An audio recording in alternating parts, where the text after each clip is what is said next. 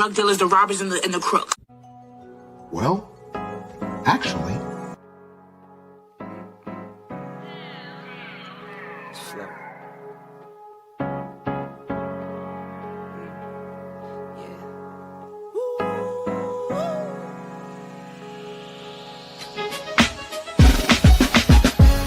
Yeah, I'm watching the rise, and I wouldn't say I'm shocked, cause I'm hardly surprised.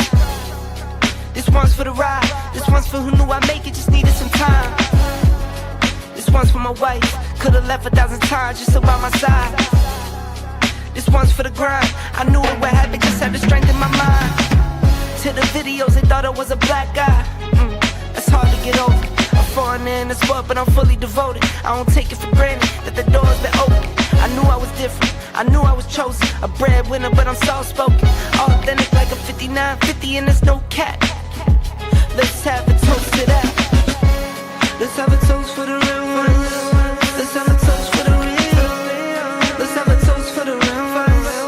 Let's have a toast for the real. Let's have a toast for the real ones. Have a toast for the real. Let's have a toast for the real ones. Have a toast for the They done baptized the bad guy. Still don't follow religion. The fabric's not average. The cotton's Egyptian. 500 for the shoes, come dirty, but the European. Less is more and less is the bank. Up the score, I pull up from Trey. From the tray, I'm ballin' like Trey. Do what I can, I do what you can't. I wrote this 30,000 feet up. 10 toes, stay G'd up. I'm tryna get that type of wealth, like a house on the hills, can't see us. Say the money still me up. Stay humble, stay teed up. I don't tell you how to live, so don't hit me with no weak stuff. And if you know the deal, then you know the deal.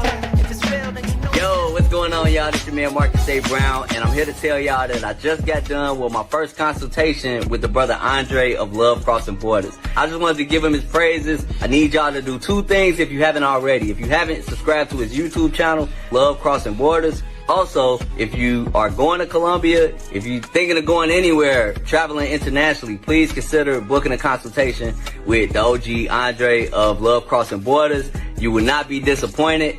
I'm a fan of the channel, so I booked a 2-hour session just to show support, just to show love and say what's up. He provided a wealth of information, way more than I was even expected. He has an excellent presentation. So I just wanted to let y'all know you will not be disappointed. Book the consultation, subscribe to the YouTube channel if you haven't already. Dre, man, I appreciate you. I will be out in Colombia, and I look forward to linking up with you. And y'all, get in tune with him if you haven't already. Tell him MAB sent you. Peace. Let's have a toast for the real ones. Let's have a toast for the real. Let's have a toast for the real ones. Let's have a toast for the real. Where are all the black men? And I'm not talking about the scammers, the drug dealers, the robbers, and the crooks. Well, actually... Of crossing borders.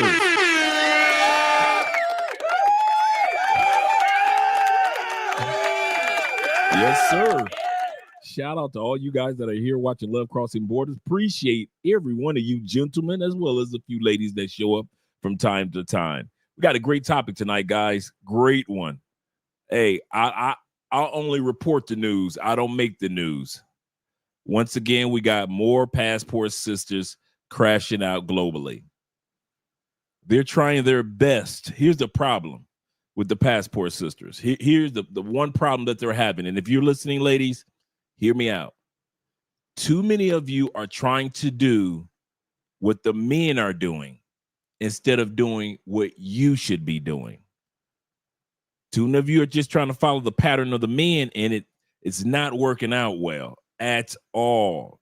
So I highly recommend that you find out what your niche is, what your thing is out there in the travel world, and basically leave the relationship stuff up to us, because it's not working out well for you ladies. No matter where you go, it seems like no one is ready to date women from the United States. Doesn't matter what race, color, or creed it is. If they find out that the woman is from the United States, they either sleep with her because it's a novelty, but I rarely see any rings on the fingers of women that have left the United States searching for love. I've probably seen maybe 2 white girls, maybe 1 sister in all these years. But out of the hundreds and hundreds and thousands of you that are traveling, it's sad, but the only place that you're going to find love is back home in the States, back in Canada, back in UK, but you will not find it across borders. Shout out, but as for us men, shout out to you men out there. We got a great topic we're going to be checking out tonight, gentlemen. Let me get these shout outs in early. Glad that you guys are here. First out the gate is my man Kenny Peoples. Glad that Kenny is here. He said AWB, the average black woman, don't need or do need to take her ass back home and sit her ass down, sit down there somewhere. Nobody wants or cares nothing about you. You ain't looking at nobody's and nobody checking for them. And that's the part. That's the part. I heard somebody say the other day, let me turn the music down just a tad bit so you guys can hear me a little bit more clearly. I heard somebody say this the other day, which actually is true. I have never seen a video on TikTok, Instagram, YouTube, Twitch, Kick, Rumble. I have never seen a video of a man that purposely flew to the United States on his own dollar, purposely to find, date, and marry American women, except for Eddie Murphy in the movie Coming to America. I've never heard of it. If you guys have seen the video, you can send it to me, but I've never seen one guy say, oh my God, I did it. I flew to America and I found the woman of my dreams. Haven't seen it once. So, but when it comes to us, many of us are finding ladies, loves, and fair laws in other countries. Shout out to all you gentlemen here. Shout out to my man Black Nubian, them Canadian boys, I mean. Shout out to you being here. I told this guy where I was from. He said, oh, Canada. Oh, Canada. Glad to see that you're here, brother. Appreciate you with the $2 love. Appreciate you. I'll take that. Ronin Travelers is in the building. Salute to you as well, kind sir. Glad to see that you're here. Glad to see that you're here. He say, brother Andre and Love Crossing Borders, brother. He say, good morning from the Philippines. Yes, sir. Yes, sir. He said, I'm having my coffee and listening. That's how you do it. That's exactly how you do it. He said, ain't traveling for work. Ain't traveling for the weak-minded or at heart, ain't heart. Go home. Yes. These women are starting to realize that it's time to go back home. Yeah. Kind of sad, but it's true. Shout out to Ronan once again. And David Dice of the Dice family. He said, let's go. Yes, sir. Let's go. The family, Andre and Andrea. What's good, chat brothers? Everything is great. Having a great evening. Can't complain at all. Shout out to you brothers in the building.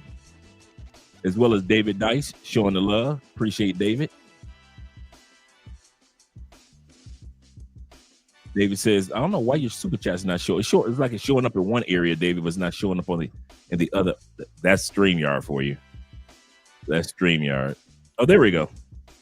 He said, Andre, I saw a Latina literally helping her man do construction work. I think I saw that video too. Actually doing it and lifting bricks. That told me everything. Latinas are number one. Yes, sir. I saw that too, bro. I think I saw that video. If you and I saw the same one, and it was just recent. I think I saw that like in the last 3 days. And I was like, see, this is what I'm talking about right here. Right here. Shout out to my man Don, aka the Don JP. Shout out to you in the building. He said, good evening, Andre and Andrea. He said, chat family, this is going to be a good one. We're gonna have some fun tonight, gentlemen. We're gonna have some fun tonight. By the way, speaking of fun, cologne of the night is, you can either choose. I'm gonna give you a choice. You can enjoy the Rave Now, which is a excellent pineapple scent. You'll love it. I promise you, it's only like $25 on Amazon. Rave Now, Rave on one side, Now on the other side. But you want to blend it.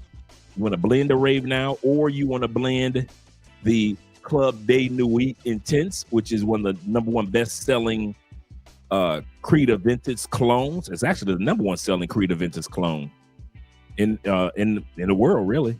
And so Club de Nuit Intense, excellent cologne. So you can use either one of these, but you want to blend it with the citrus of that Terre de Hermes. This right here, I know you can't see the title, but this is Terre de Hermes. It is an excellent citrus scent. And you take that citrus and you blend it with one of these pineapple scents right here. So you got your pineapple right here, and you got your citrus grapefruit scent, very masculine grapefruit scent, and you blend those together, that pineapple and grapefruit, that's the hookup. So that's what I'm wearing tonight. I'm actually wearing these two tonight. So got the pineapple and I've got the grapefruit, the citrus scent. It's like grapefruit orange type of scent, but it's not feminine, it's not sweet at all. It's very, very Terre de Hermes colognes are very masculine colognes. Extremely. So shout out to them. That's cologne of the evening. And let's look right here. We got my man Melwood in the building. Shout out to you. He said, "Welcome back, Dre, after a long work week." Yes, sir. Yes, sir. We all had them. I got Theo's class. I got my book for class 7. Shout out to you guys. Finally got my book in.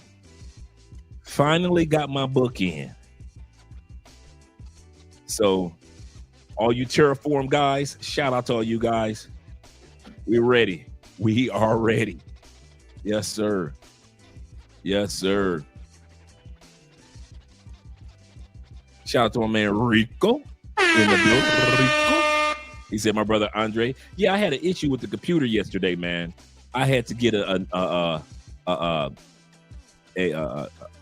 since it's a gaming computer, I had to get a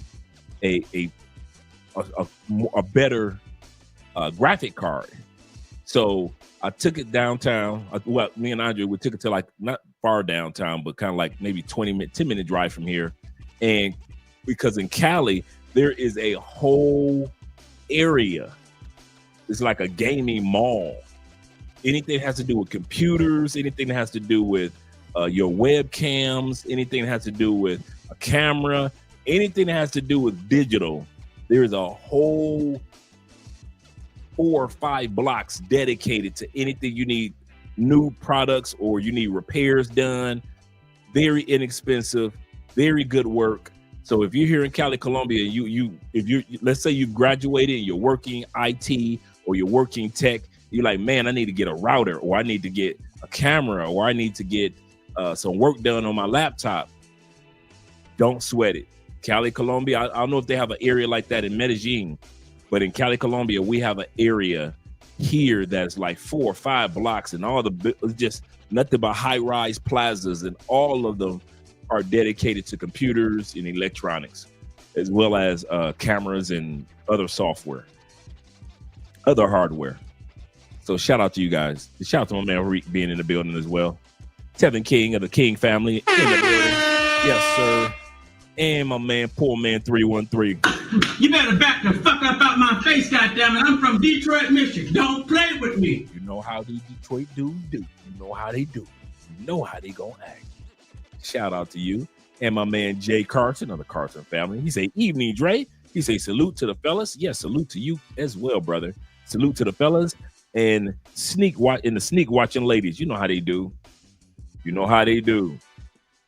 I'm starting to see more and more videos of women that are sneak watching, watching us. They'll fly to other cities and just watch us.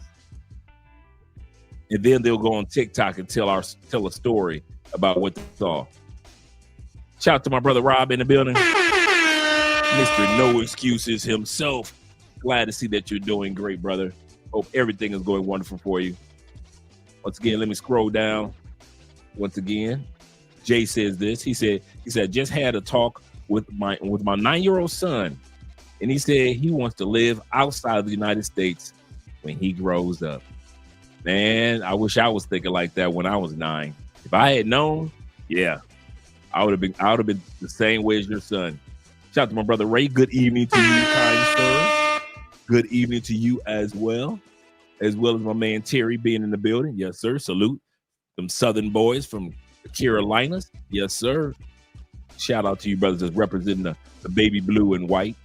Yes, sir. My man YBCG is in the building, ladies and gentlemen. Glad to see you here. He said, man, this is why they're so upset with the passport bros. They know that we have a better, we have better success rate overseas than them. This is true. This is true. I see these women. You're going to see how frustrated many of these women are tonight. That's the part that's going to get you probably the most. We got 49 in the building. Click the like button, gentlemen. We like you. We really do. Make sure that you like us too. Shout out to my man. Hope I pronounced this correctly. Zach. Hope I pronounced it. Or Shaq. Or Shaik. Am I Shaik? Am I pronouncing it right? Shock the Rock. Shock in the Rock. I hope I pronounced it correctly. Let me know if I pronounced it correctly, brother. Glad to see that you're here. Hope you're having a wonderful, wonderful evening. We got a great topic. Great topic tonight. Shout out to you being here. And Mr. Darkest, the navigator, that is. The navigator is in the building. He says this. He say they leaving to find love abroad, but the foreign men leaving their home countries for the lovely American ladies in large numbers. Wait a minute, let me get this one. He say they're leaving to find love abroad. Got it. I'm thinking they are the sisters and the white women back in the States. But you said but are the foreign men? Oh, that's a question. Hypothetical question. But are the foreign men leaving their home countries for the lovely American ladies in large numbers? No, I haven't heard of it. That's what I was saying earlier. Because I was saying the same thing. I have never seen a video of a dude said, I purposely went to the United States looking for a wife. Maybe a few scammers, but other than that, nobody of note have I ever seen. Poor man said this. He said, I saw what you did, Dre. He said, on our own dollar. Yep, for real. He said, I saw what you did, Dre, on his own. He said, Dre, I saw what you did. I saw what you did, Dre, on his own dollar. I didn't get that one. I didn't get that comment. Give me some clarity on your statement. Shout out to my man William H. in the building. William H. Money, that is. He say peace and love from Class 6.5. Shout out to Class 6.5 guys in the building.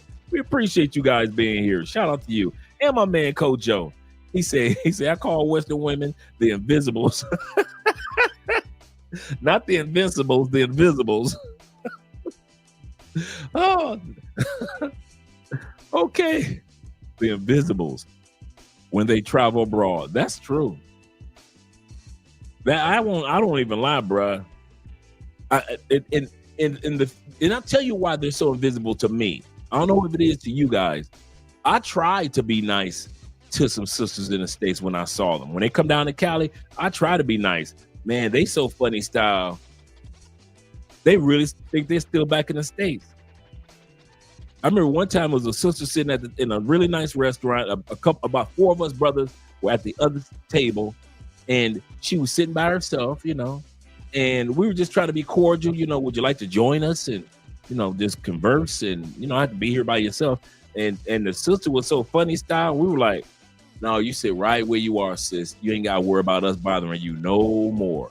You keep your ass right where you are. No, don't join us. You can't join in these reindeer games, Rudolph. Yep. My man, Tevin King of the Kings, man. Shout out to you with the $5 love. He said, Andre starting next Sabado. He said November 1st. November 3rd is Andre's birthday, Monday. She'll be 31. So your girl's birthday is on Monday. He said starting next Saturday, November 1st. Food step. Yeah, I heard. I'm going to be doing an episode about that this Sunday. food stamps will be cut off indefinitely. Everyone is crashing out, especially the sisters. They are. One sister said, did you see the video of the one sister that said, I'm going to walk up in Walmart and steal as much food as I can, and I wish y'all would stop me? Another sister said, y'all might as well expect us to start lootering.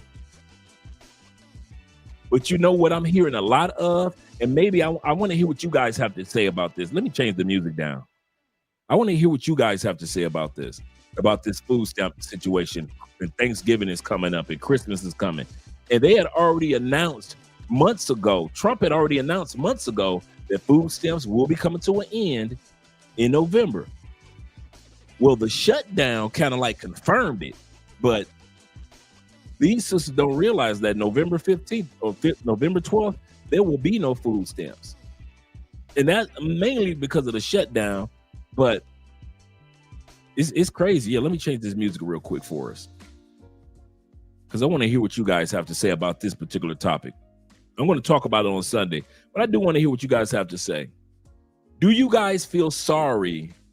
Now, I understand the elderly, you know, with the little bit of money that they get. And we understand the kids because they can't control the situation. But for some of these women that have been on food stamps for 3, 4, 5 generations, been on Section 8, their grandmama was on Section 8, their mama was on Section 8, and they on Section 8. Some of these sisters that have gotten themselves in these college debts, it didn't take STEM classes. They didn't take any classes in science, technology, engineering, or mathematics, or even or medical. So they didn't take any STEM classes. Let me ask y'all this, and I'm sincere. Do y'all feel sorry for these ladies? I don't care if they're black or white, whoever. Do you feel sorry for the women that the government is saying you've been on food stamps for 3 or 4 generations? Enough is enough. You've been on Section 8 for so many generations. Enough is enough. Let me change that lighting. I didn't realize how gray I looked. I want to hear. Yeah, I'm seeing a lot of videos, dude, on TikTok. Let me change that light. It's got me looking gray. Let me see if that's better. I'm seeing so many videos on TikTok of Americans saying, good. Black men, black women, white men, white women are all saying, good. Enough is enough of these people living off of us.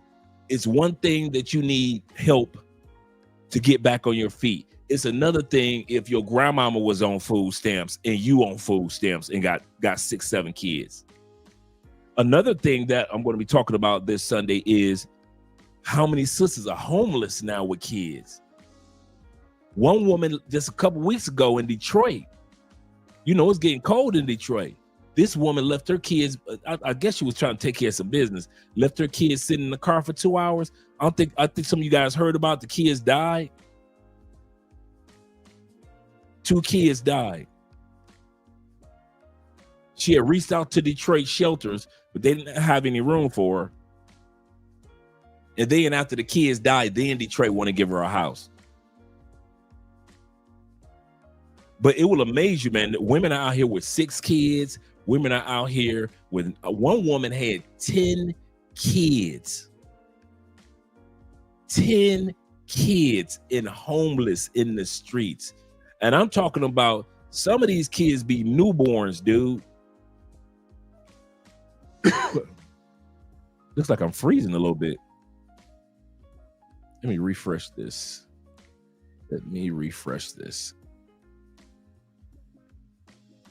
There we go. So I just want to see what you guys have to say. I'm gonna come back over to where you guys are and hear what you guys have to say about this. Shout out to my man Montrez Montgomery of the Montgomery family. He said, good evening. He said, watching from the Carolinas, the North Carolina boys.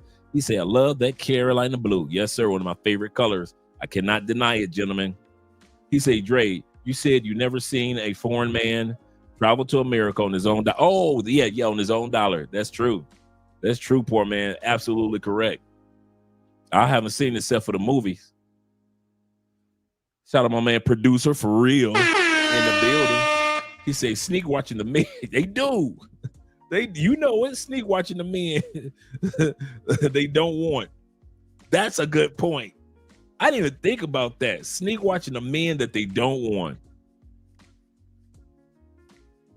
Let that sink in. Let that man cook. Shout out to you, brother. That's a good point, producer. My man David Dicey say, in the words of Drake, be nice to them average black women. For what? New country, new me. Absolutely correct. New country, new me.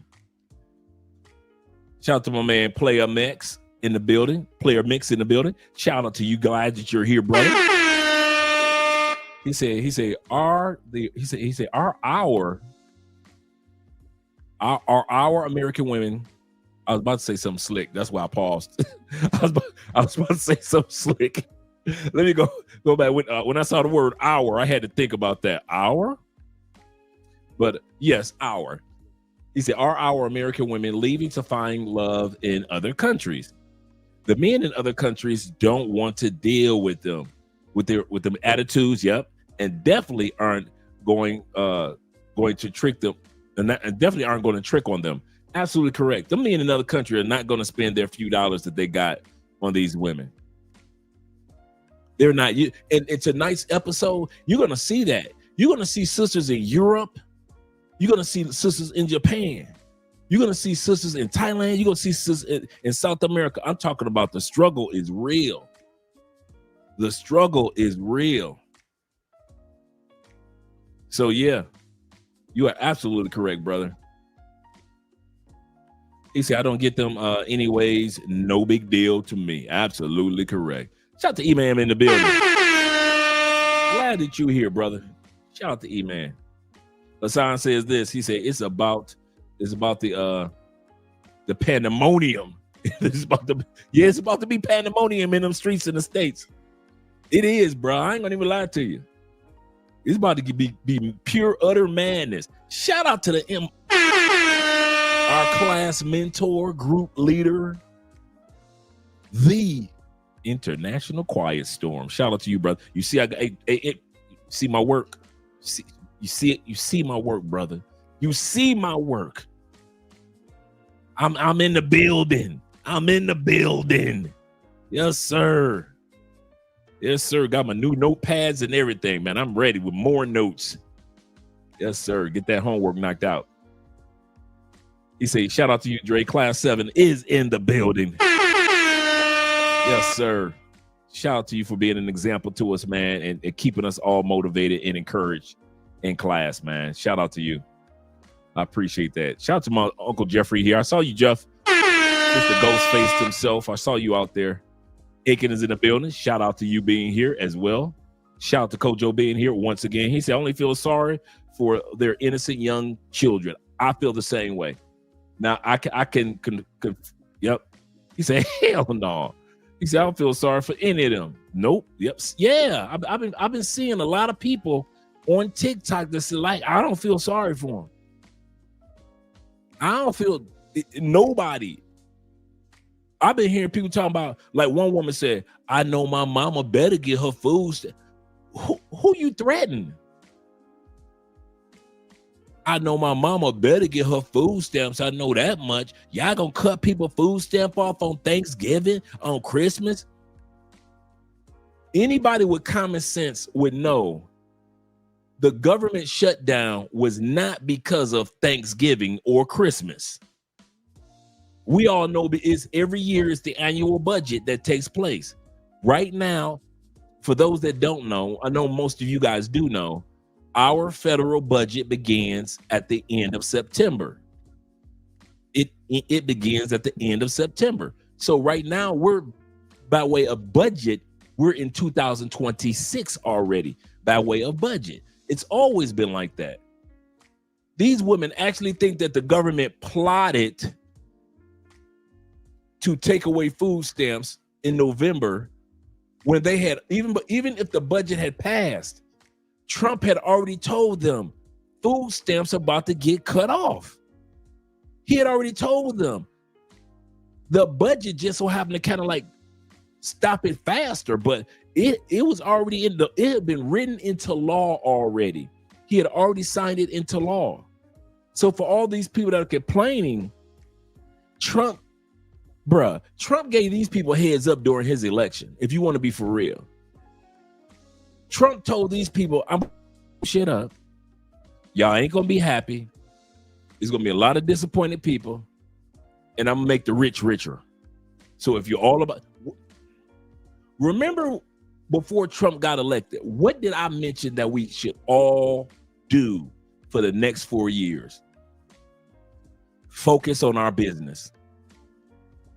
Whether it be us in class with Theo, whether it be some of you guys that are in crypto, whether it be some of you guys that own real estate, whether it be some of you guys that are like, listen, I'm gonna give me a second job or I'm gonna create a side hustle. One of the goodness gracious, I'm freezing for no reason. Let me do this real quick. Let me do this real quick because I'm freezing for no reason. I'm going to freeze for a second, guys. I'm just going to stop the Wi-Fi and then turn it back on.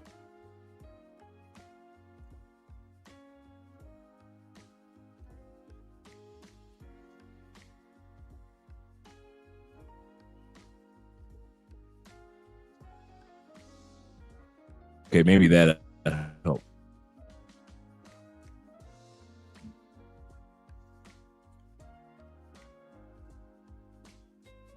It looked like that helped a little bit. Now let me refresh. Now let's see. It should clear up in a moment. Shout out to my man Gene right in the building. I see you down there, Gene. I see you, Gene. We got Aiken, we got Dave, we got Poor Man.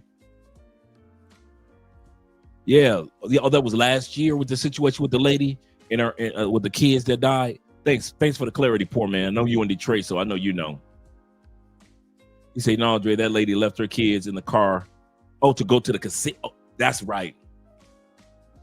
That's right, to go to the casino. That you're absolutely correct.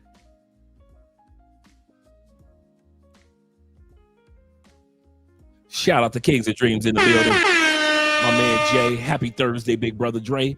He say, my guys in the chat. He say, just got back from practice. Hey, let me know how the season is going with the kids. You know, when you and I talked on the phone, it was a couple weeks ago. So let me know how the kids are doing now. Passport sisters are always crashing out. Yes, sir. Yes, sir. Yeah, let me know how the kids are doing, Jay. Mr. Hitman in the building. He say strong and independent till the benefits cut. Let's see how many videos we see of I'm independent. I don't need no man. I'm telling y'all laughing. Y'all gonna be getting them calls just with everybody looking for a cuddle buddy now. This ain't this. I'm telling you, this is a public service announcement right now. I'm giving y'all guys a public service announcement who are still in the States. These women, this is not a normal cuddle buddy season. You know, cuddle buddy season starts usually like October 1st all the way to like the beginning of February. Everybody finds somebody they can smash during the winter time. I'm telling you now, this is not a regular cuddle buddy season. Remember, cuddle buddy season, you can just go over to her crib, beat the coochie up, and go on back home. If you ain't coming with cans of food, powdered milk, I'm showing my age, Detroit. I'm showing my age. Powdered milk, powdered eggs. If you ain't coming with some type of cereal for her kids, you cannot be a cuddle buddy this year. This is gonna be a different type of cuddle buddy season. This ain't gonna be no regular just come over and beat the coochie up. She gonna be asking for proceeds. I'm just letting y'all know, fat girls go. The fat girl that you like to smash, bruh. Okay, y'all think I'm playing? This is gonna be a special type of cuddle buddy season. For real, Hey, big head. Hey. Y'all gonna be getting calls from ex-girlfriends, ex-wives, ex-side chicks, ex-co-workers, ex-chicks that you met at the club.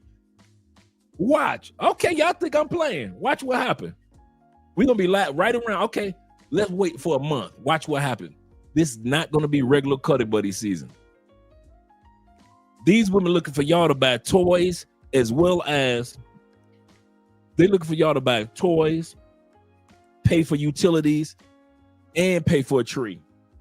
If you can't pay for a Christmas tree, and don't be coming to her house with that damn Charlie Brown Christmas tree. Do not come to her house with a Charlie Brown Christmas tree. I'm telling you, I'm giving y'all heads up. This year, with the female that you're gonna be cuddled up with for the winter time, man, she want a few dollars now. The food stamps cut off. My man Coach J said, he said these teachers are now going to put pressures on Pookie. Yep. To go get a job. He got to get off the couch. He got to stop playing the video games now. See, you can play video games because you may have the leisure time, or you might make money off of it as a profession. Not Pookie. Pookie been on that couch for the longest. Them food stamps gone. Shh. And she ain't got that body like she used to have when she was stripping 5 years ago. I'm gonna say that again. When she used to be a stripper 5 years ago, she was making decent money. Now she out of shape because she done had 3 of Pookie's kids. Oh yeah, it's gonna be tight in the States, boy, for many a woman. Shout out to my man Jermon in the building. He said, just waiting on a goofball cap wearing simps because they coming. And black fist raising Hotep's losers, yes sir, to try to justify defending these hyenas and their bullshit behavior. And they will. You better believe it. They always do. You know the number one reason why men are often find defend women when they're 100% wrong on social media. It's 2 things that I notice. Either we are simping when we know something's not a fact, we know that there's no statistics that back up a particular statement that certain females say, we will simp for it because we just simping. We just want the woman to be right. Number 2 reason, y'all want me to be honest? Because we put that person in our mama's shoes. And we remember when our mama was on food stamps. And we remember when our sister was on food stamps. And so we feel bad if we tell the truth about the modern day food stamp behavior compared to how it was when we were young. And so we will simp for some of these women because subconsciously we put our mama and our sisters and our cousins, our female cousins who were in that scenario, who were on Section 8, who were on WIC, who were on food stamps back in the day. And we think, who are we to say something? My mama used to be on food stamps and she took care of us. Here's the kicker. These women today ain't like your mama. Your mama was trying to feed a family. Your mama was taking care of business. These women, they trying to get their weave done. They trying to, hey, you want these food stamps so I can have some money for my weaves? They trying to get them eyelashes done. Man, you be seeing homeless women with their hair whipped. How you homeless and your hair is whipped? Goodness gracious, what's going on with the Wi-Fi? Give me a second, guys.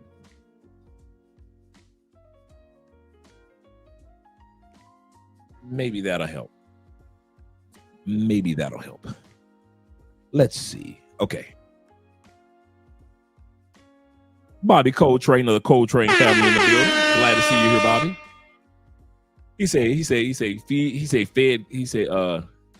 Fed guy, sorry. He said, I'm late.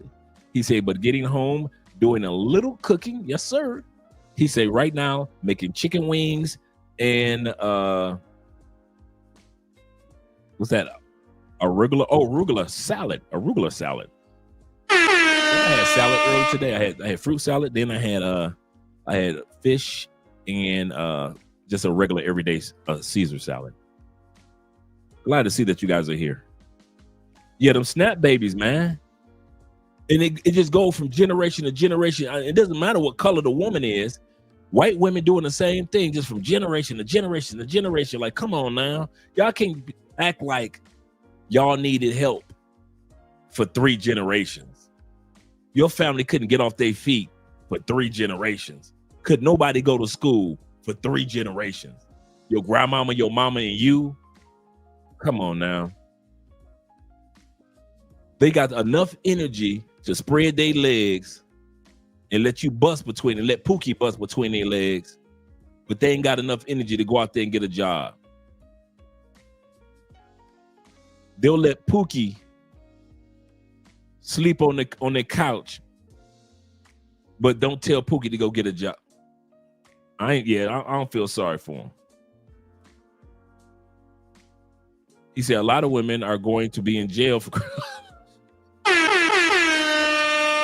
Pastor, if you don't preach, a lot of women are. That's a good point.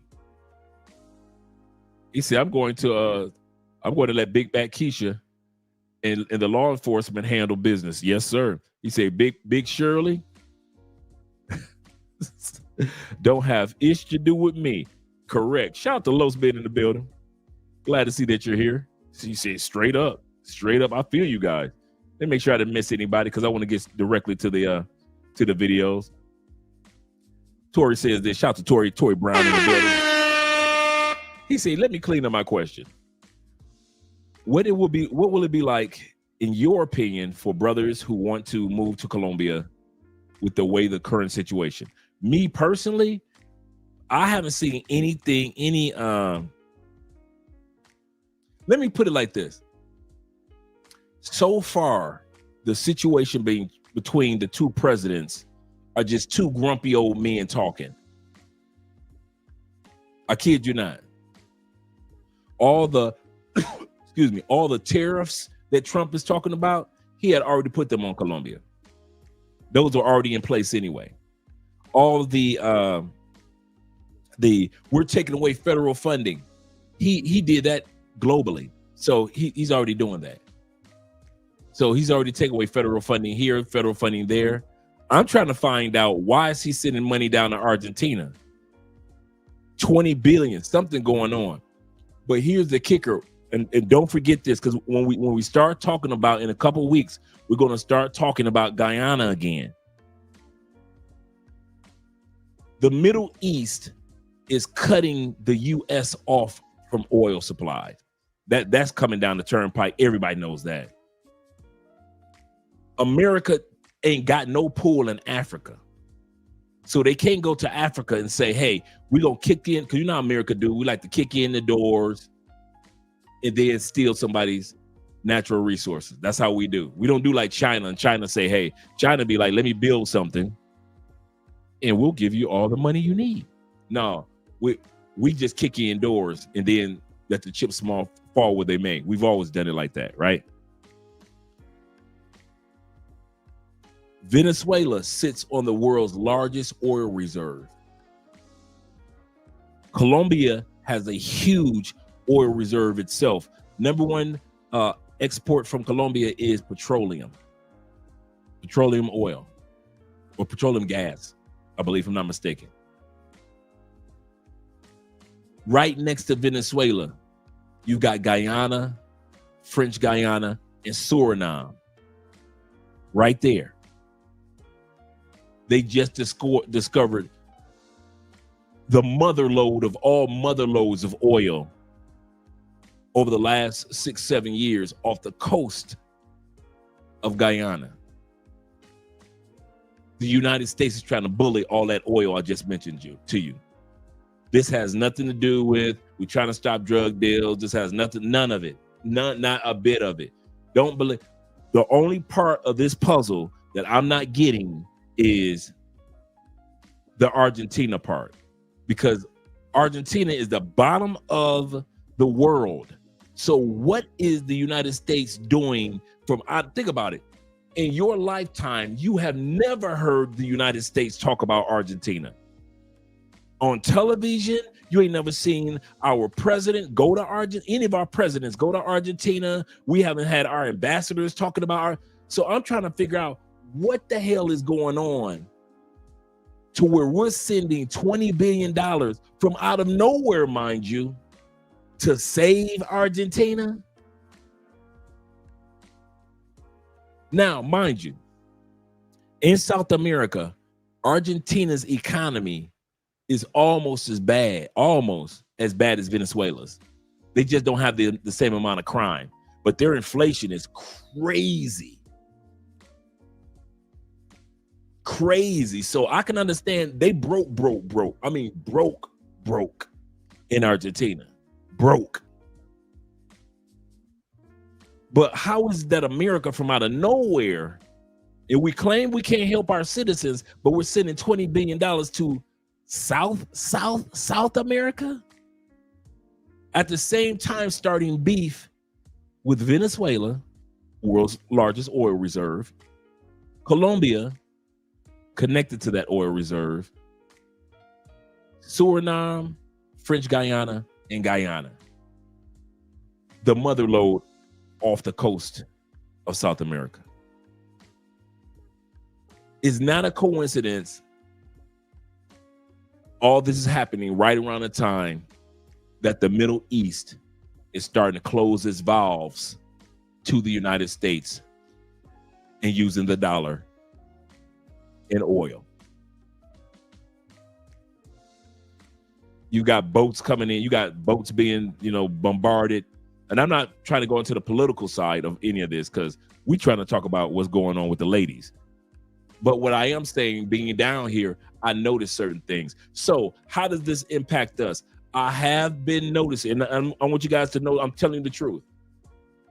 And I'm being fair.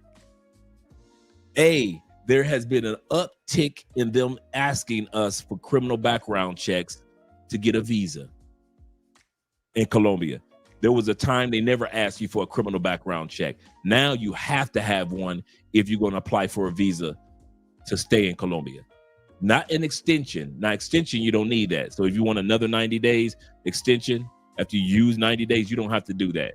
But if you want like a digital nomad visa, retirement visa, investment visa, whatever, marriage visa, you have to have a criminal background check now. I didn't have to have any of that.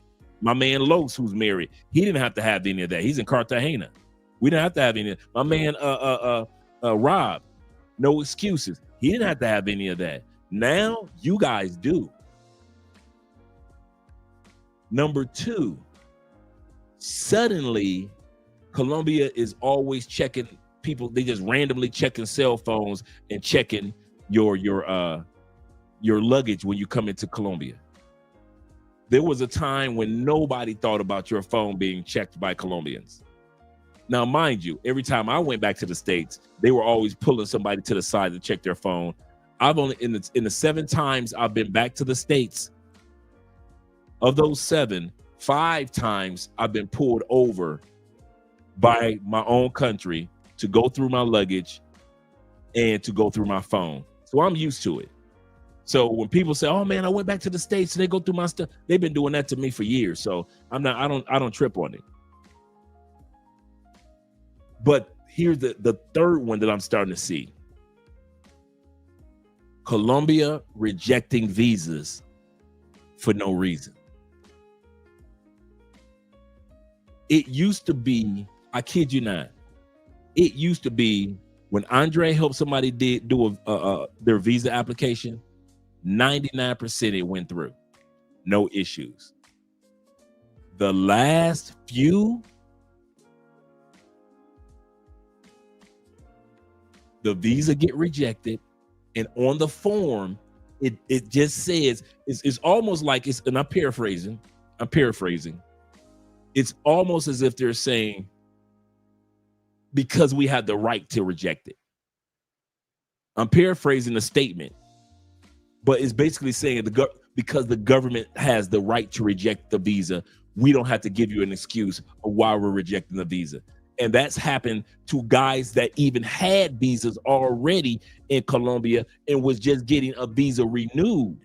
They had a visa, 2, 3 of them. They were going for their 4th visa in Colombia this year. No, you can't. No, that's all right.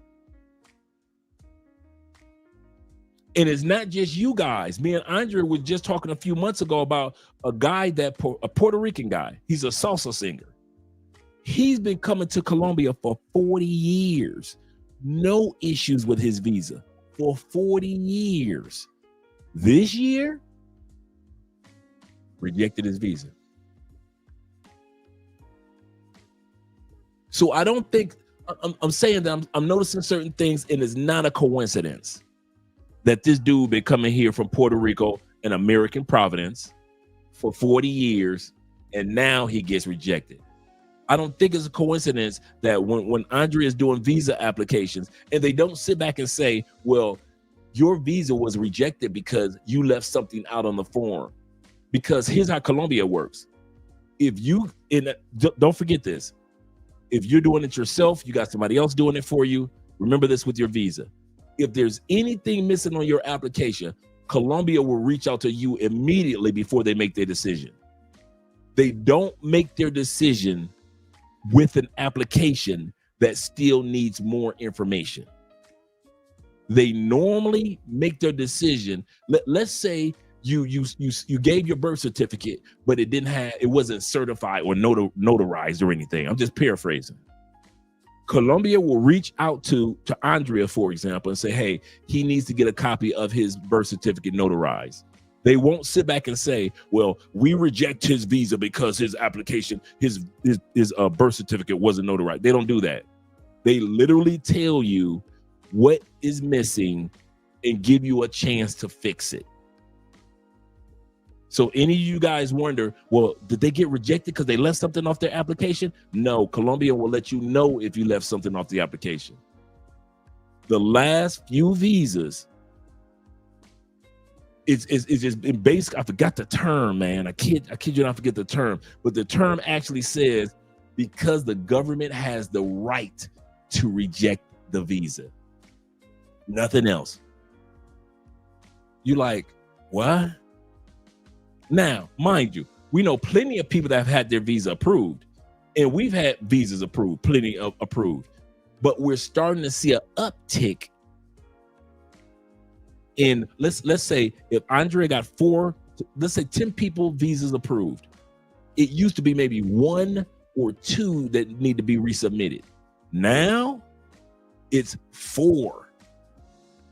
It's double. It's 4 that are being rejected. It need to be resubmitted. And they make you wait 3 to 6 months before you can resubmit your visa application in Colombia.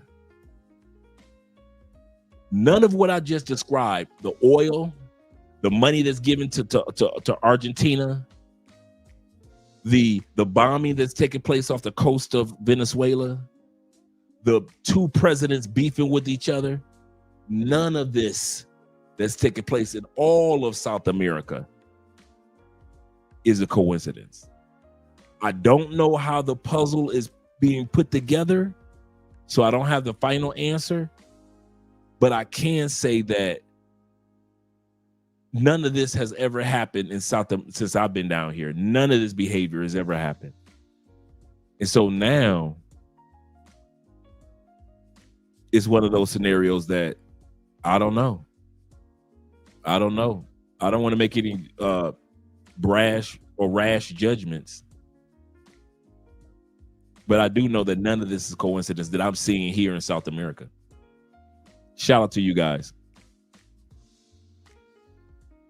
Shout out to D-Man in the building. And my man Don.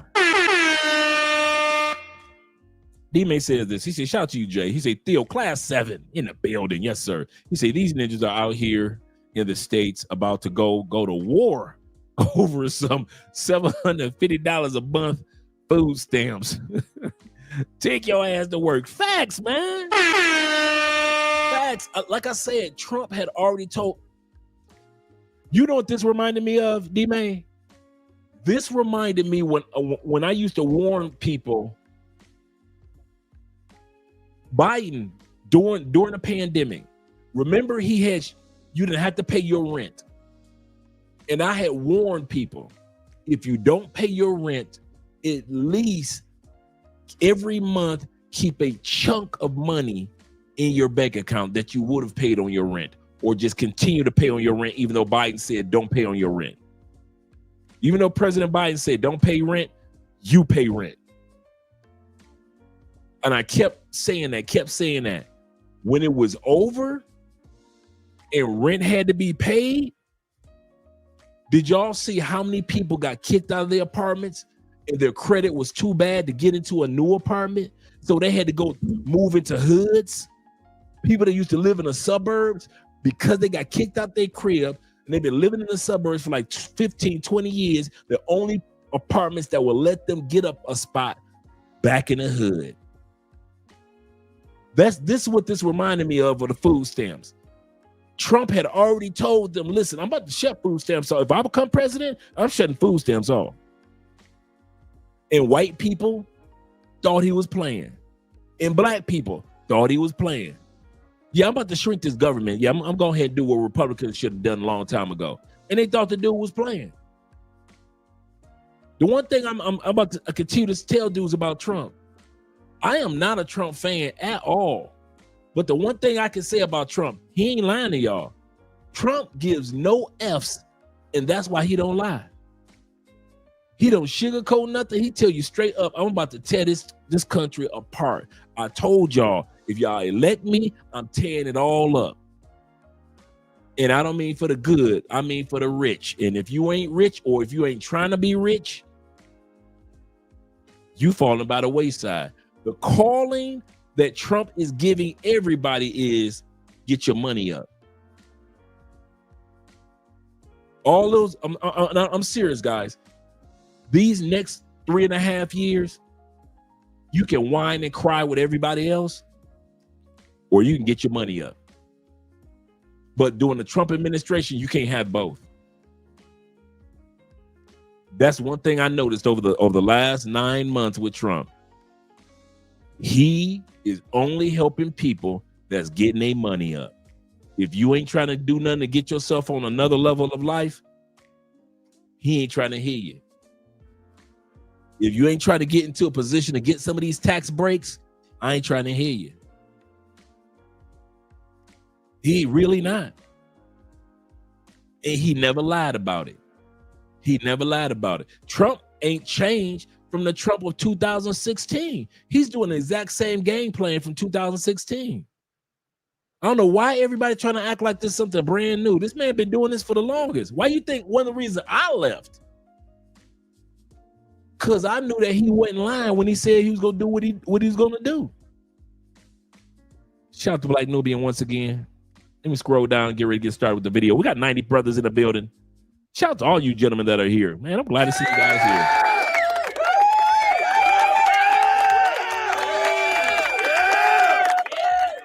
We got LJ, the Southern Vegan. Live long and prosper, brother. Live long and prosper.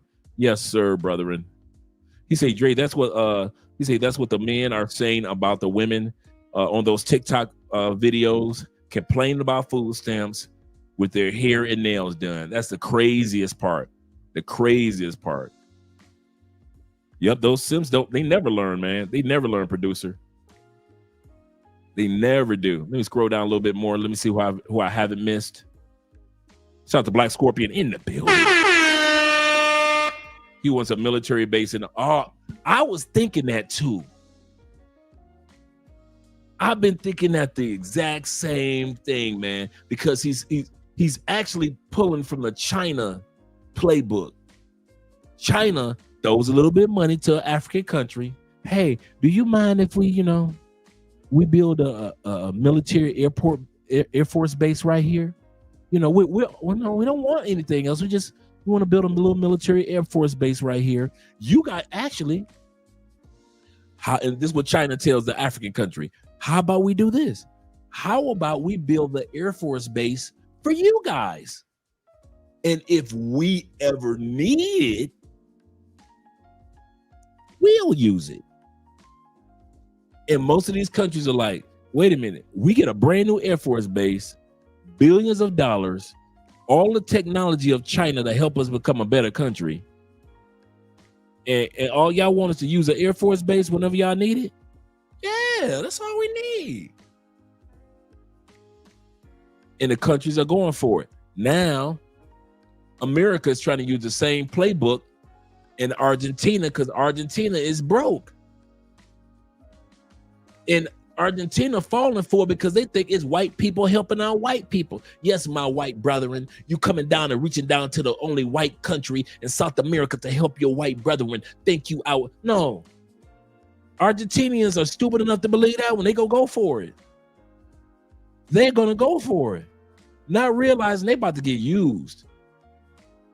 They are about to get used. You are absolutely correct. I've been thinking about the military base down there as well.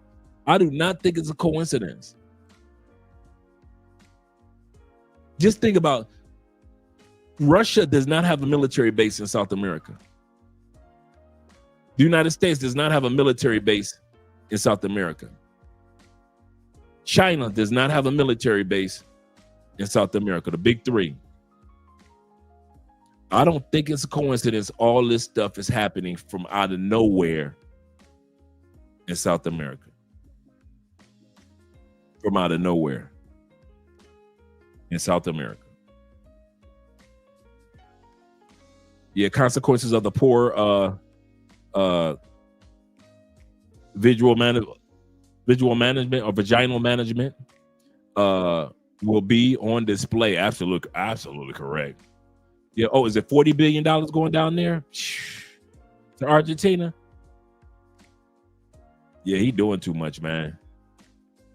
He doing too much. There's something going on, man. I can't put my finger on it. Let me scroll down, make sure I got everybody. Shout out to my man. Hey, my dude. AMSM in the building, a man supporting man. Appreciate you, brother. Salute to you. Love the videos that you post on Instagram. I saw one video that you posted. Let's see. Let me get ready to shut up. I saw one video that you posted on Instagram. I was talking about how, hey guys, women in other countries, no matter where you go in the world, women want money. That's just a given. But women in other countries like you for you. And I am SM posted that clip, right? And I read the comments. It was about 40 dudes. I read the comments. Most of the people in the comments told me I did not know what the hell I was talking about. Men and women. I could not believe it. Men were adamant about the fact the only way women in any country will want you is the only reason is because you guys have money. And it hit me how low the self-esteem is of most men, to where you really believe that there are no women in any country out of billions of women that could actually like and love you. Like I said, being a provider is a given. Being a man of resource, that's a given. So we don't have to even address that. But beyond resources, these men really believe that nobody can. And the reason why I'm addressing this real quick, guys, before we go to the videos, I hope you guys on this live stream don't think like that. I really hope that you don't think that the only benefit that you give any woman on this planet is monetary. That's one resource that you offer. Yes, like I always say, for you single guys, you spend your money, it's called leisure. For us guys in relationships, it's called responsibility. We all gonna come out our pockets. We all gonna spend some money on ladies. That's a given. But to actually think nobody other than that that nobody can actually like you as a man, that you are not. And it was fun because in the part of the video, the IMSM clip, I was saying that you are good men and that there are women out here looking for good men like you. And them dudes in the comment sections, they could not believe it. And I thought how hurt men around the world are, or programmed to where they actually think nobody can like them other than money. I hope you guys don't think like that. Like I said, I know we're all providers, all of us. But that's not the only reason many of us are in relationships, because we provide. It's part of manhood, being a provider. But dude, man, it's a lot of hurt dudes out there, man. It's a lot of hurt brothers out there. Shout out to my man Kevin in the building. Kevin says this. He said in February, Trump was he was telling everyone to buy stock. Absolutely correct. He said, I started investing with 500, and there you go. 500 to 4,500. And he said, in all these investments, he said, in my portfolio is all the way up. Absolutely correct, man. That's right. It's kind of funny. I had already been purchasing stocks through my Vanguard account every month. So I've always been doing that for quite a while. But I kid you not, man. I've been thinking the same way. All I think about this year, I don't care about what happens to the world in the small scheme of things. But I just like a lot of you guys are doing, self-improvement, economic improvement, I'm the same way. Physical improvement, hitting the gym, eating healthier. We've seen presidents come and go. And this president is straight up telling us, if you ain't about getting yourself on track, you're going to get left behind. That's one thing I can say about this Trump administration. He is letting you know, if you are not about getting your life on track, you will be left behind, and he is not going to slow down the wagon trail for you. Only the strong will survive these next 4 years. Only the strong will survive these next 4 years, or next 3.5 years. Shout out to you guys being here. Style King, once again, salute to you as well, kind sir. Glad that you're here. And if I miss some of you guys, such as my man LJ, the Southern Vegan, blame it on my head, not my heart. And I see you guys got some comments about Argentina. We're gonna hit that this week. Shout out to my man Official Kobe in the building. Once again, the International Quiet Storm. Make sure you guys subscribe to our brother Kings and Dreams. Support Black men. Yes, sir. He say, Dre, that was the answer to your question with Trump giving to the $40 billion. Oh, the $40 billion. 40. He said the U.S. will be the first to have a military base in South America. I could see that. I kid you not. Shout out to my man Flicky Sticky in the building. Yes, sir. Let's get started with the video, gentlemen. We got 90 people in here thus far. Now that everybody's here, let's get started because the ladies, yeah, they crashing out, and they crashing out bad, man. So let me get ready to get started with this video. But none of this that's going on in South America, man, is coincidence. But it's not interrupting anything in a major scale for us that are traveling. I haven't seen anything that was like, oh my God, don't come to Colombia, it's crazy. The Colombian president made an announcement. He gave a speech the other day. It's DC Rob translated it to English. We'll probably watch that this Sunday too. And the Colombian president said, most of the homicides that take place in Colombia are cartel or gang related. I've been saying that for years. If you get deleted in Colombia, you literally had to do something stupid to get deleted in this country. I've always said Colombians don't waste no bullets. It's not like the States where you can just go to the store and get as many bullets as you want. Colombia doesn't work like that. You actually literally get your bullets through the military, and they actually count the amount of bullets they give you per year. Kid you not. Let's say you're doing something illegal. You get as many bullets as you want, right? Most of the homicides that take place are either some chick that was dating some cartel dude and did something wrong behind his back and she got deleted. Or it was a young gang war and they were shooting at each other in the neighborhood. Or some type of deal that went bad. Most of the crimes that take place in Colombia are petty crimes.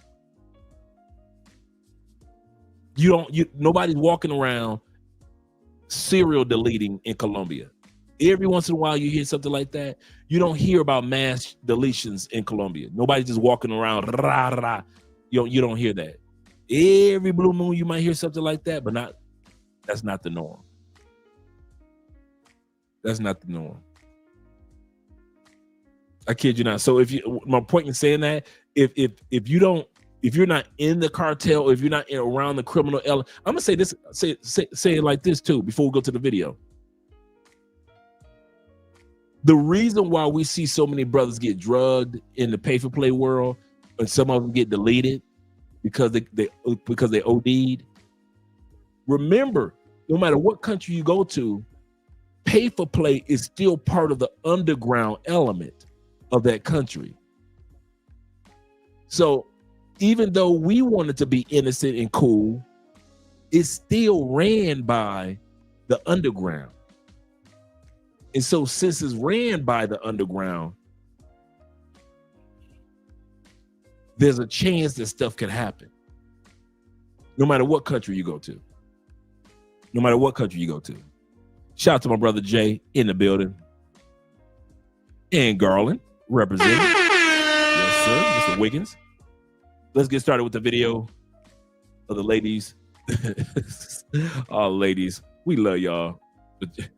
Y'all doing it bass backwards. Let's get this video going. Friends, I'm like, if you want a man, go anywhere outside of here. Okay? We could start the Passport Sisters. So now they saying they could start the Passport Sisters. And let's see how this is gonna work out. I'm telling you, we are adored in other places. Don't believe this BS that they try to sell us in America that we're less desirable. Both of you are students in the Philippines. I wanted to know. So our first stop tonight is to see how sisters are doing in the Philippines when it comes to dating. Like, do Filipino guys really come up to you guys? Like, do Filipino guys try to call you guys?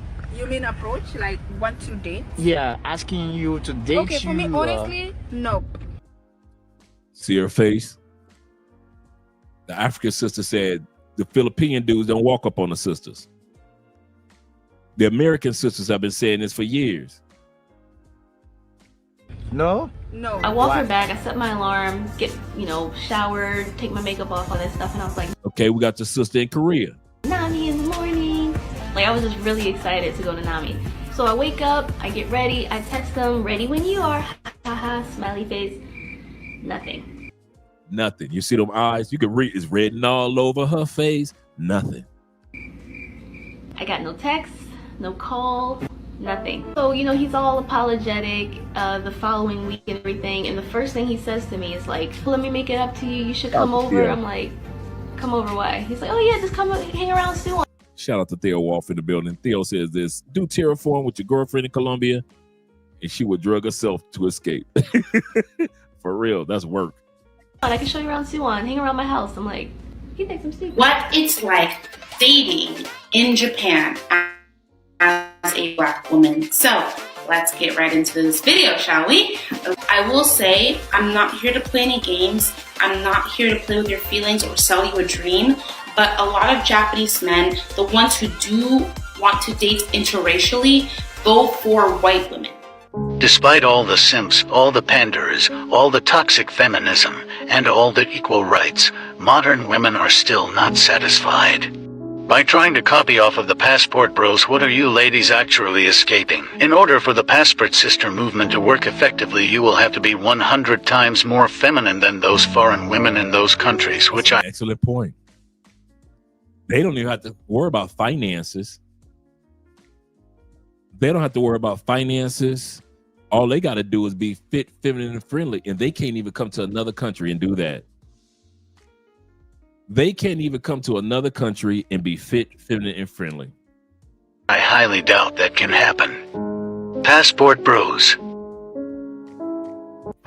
If you are a black woman, specifically if you're a black woman from America, and you are wanting love to find you, I would go to Europe, like genuinely. Specifically, France. Listen, if you thought making... So she said go to France. So now we're about to hear from a sister who went to France. Friends in France was hard. Try dating in France. Try dating in France. The dating scene in France is damn near crippling. I don't know how they say this is the land of love, but ain't no love here. I'm telling you. Ain't no love for big girls, big girls, big girls in France. I know, right?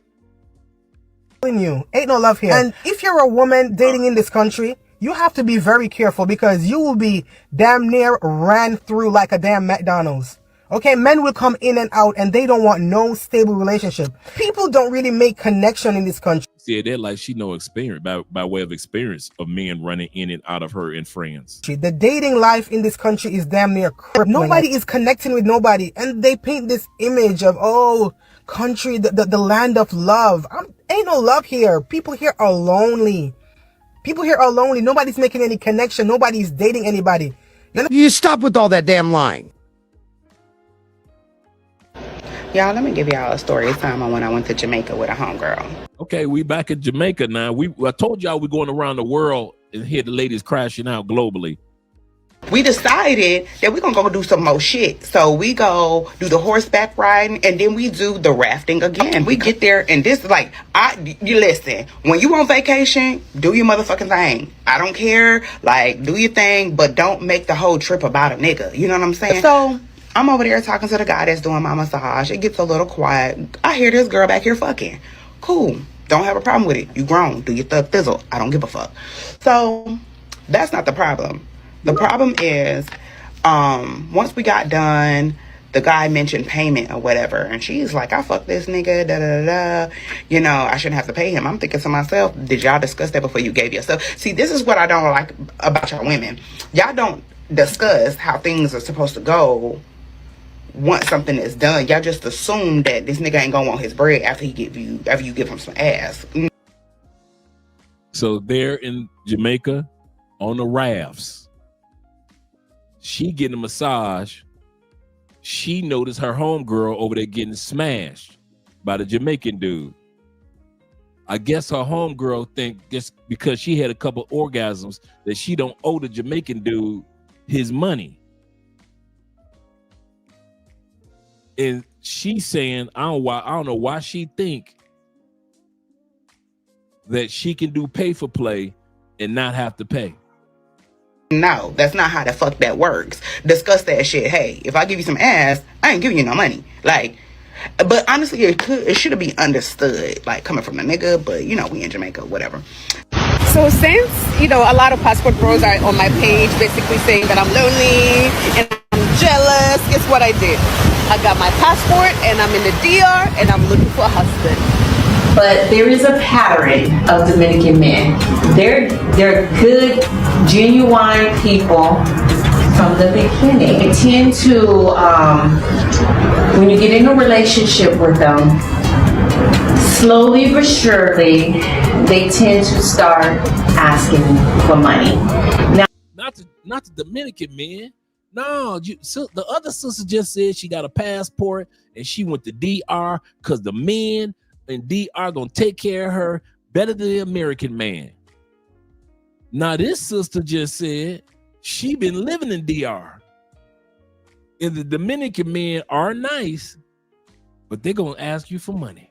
Now the one that I was dating, he wasn't asking for money, but what he was doing, he was showing me in videos that he need money. He would send a video of his pockets being empty, you know, or he'll send me a video of the kitchen. He in the kitchen, he ain't got no food. It's just different stuff like that. Doesn't make much money. Granted, Okay, we fellas, we've gotten the videos of the empty refrigerator, but I ain't never seen somebody send a video of empty pockets. These dudes sending videos of empty pockets. Oh man, shout out to LJ. LJ says this. He said, Dre, the average black woman entitlement mindset is nauseating. He said they think that they move like men. That's true. He said, and they can't and will never. Absolutely correct. Let's go back to the video. That is funny. Understand, but I feel that I'm doing more of the man and the woman in the relationship, and the reason why, because I feel that I'm paying constantly. Let's talk about how I got scammed in the Dominican Republic. Yeah, I got scammed. Big scamming. Where we were to the next club. So we in there, She got scammed out of $80 tab, thinking that the green card bro actually liked her. Oh, let's see this one out. vibing a little bit.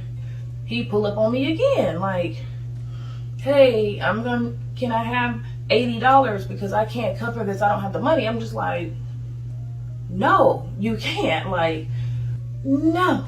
Shout out to No, I'm not giving you $80 to pay for that. A few minutes later, the security guard from Drink Point walks up to us and he's like, yeah, y'all need to come over here and settle your debt. I'm tired of every time Americans come here, they're always trying to pull something like this.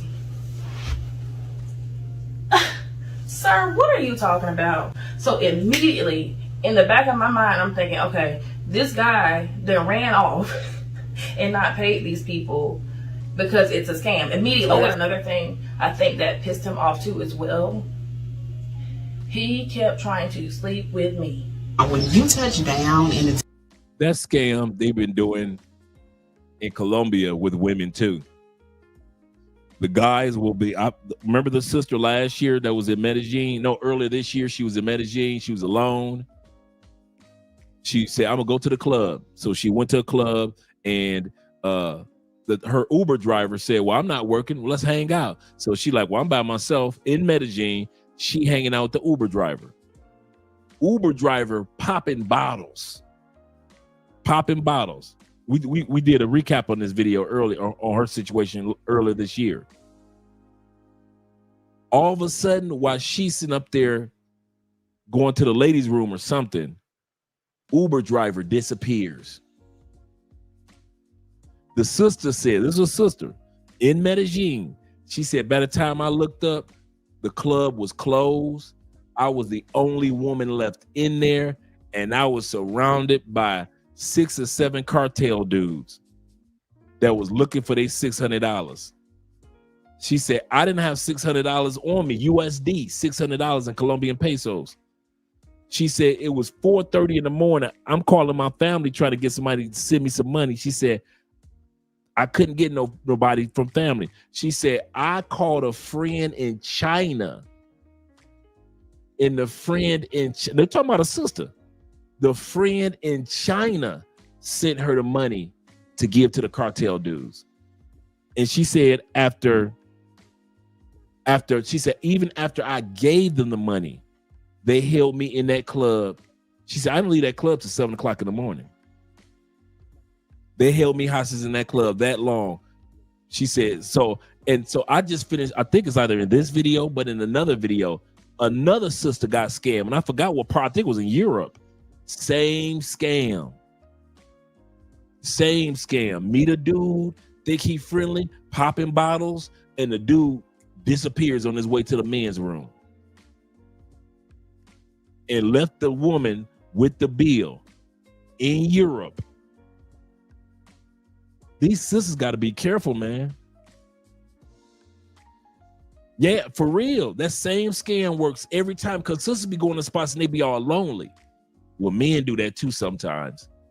But sisters do that, man, and they get got with that. That scam is a global setup for a lot of women. He said a video of the empty pocket saying, yeah, for real. That's serious, man. Bitch, pay these bills. Let's go back to the video, gentlemen. Dominican Republic, you are bombarded by men. Start with a little conversation. You know, you just think it's something friendly, and girl, 10 minutes later, I love you, I want to marry you. Don't love me, you can't love me, you don't even know who the hell I am. And you definitely don't want to marry this U.S. passport holder. A lot of them will profess their love to you. They've loved you from the moment they saw you. They see a life with you, Sounds great, but girl, don't go for that. Passport sisters. We could travel. Ladies, if y'all don't stop getting mad at these passport bros for finding them a woman outside the country and get y'all a passport and go out here, because I'm trying to find me a papi cholo. That they don't date African women, they don't date black women. And I know many of you, and that is the absolute honesty. The way the black women in general, most of them, majority of them who come here, the way they act and the way they behave has made most men, including Arab men, not go there with them. So we're in Dubai right now. She's saying that the women going over there, because of the way that they behave, not their looks, but because the way that they behave, the men in Dubai and in Arab countries don't take them serious. I know. That's another thing that they don't want to admit. They do not look good. I said that Arab men don't like black women, full stop. And black women were running like, how dare they say they don't like us? We are pretty, we are princesses, we are goddesses, we love ourselves, we are who we are. If they don't like us, so what? Honey, hold it. You might see a black guy with a white girl more than a black guy with more than a white guy with a black girl. Yeah. And yo, I feel like black girls get fetishized a lot. Okay, so exactly. You know, they have this mentality about, I don't know, about they us. See black girls as an object, sexual object. That is it. As a black woman, I think it's really, really, really hard. A black woman in Europe, not just in France. I think black women have it really hard in France. I mean, in Europe, sorry. So my experience with white people really hasn't been the best. And most of the time when it comes to white men, I feel like they just fetishize black women. I feel like when white men date a black woman here, it is out of, it's the trend now. Like, we need to love black women, we need to support black women. When it comes to introducing you to his friends, introducing you to his family, he'll never do that because he somewhat feels sort of embarrassed to introduce you to his friends and family. Which one of you passport bros are gonna tell them? If it's hard to find a husband in America, you can only imagine how hard it is going to be overseas. Passport bros.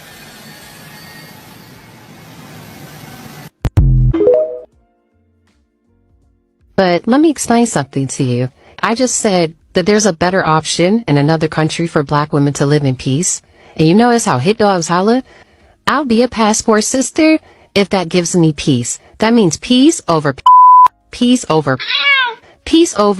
preying upon poverty-stricken men and women, be offering them the bare minimum because you can't give the women and men in this country what they deserve. So yes, I'll be a passport sister, but that passport comes with peace. Australia, dating as a black. Let's go to the land down under. Woman. Okay, I'm going to be real with you and say that dating scene here, for me, I've been catching L's. Like, for real, I've been catching, I caught L's. Let's see, I pretty much had L's. I don't know why Russian men have this perspective of black girls. I don't know why they think we are doing prostitution in Russia or whatsoever, because to me that's the only explanation to their behaviors. Today we have a video about dating in Turkey. What is the dating scene like in Turkey?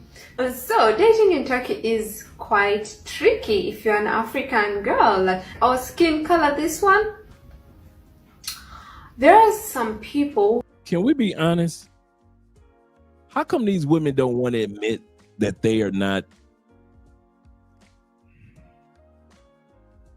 that they don't hold global beauty?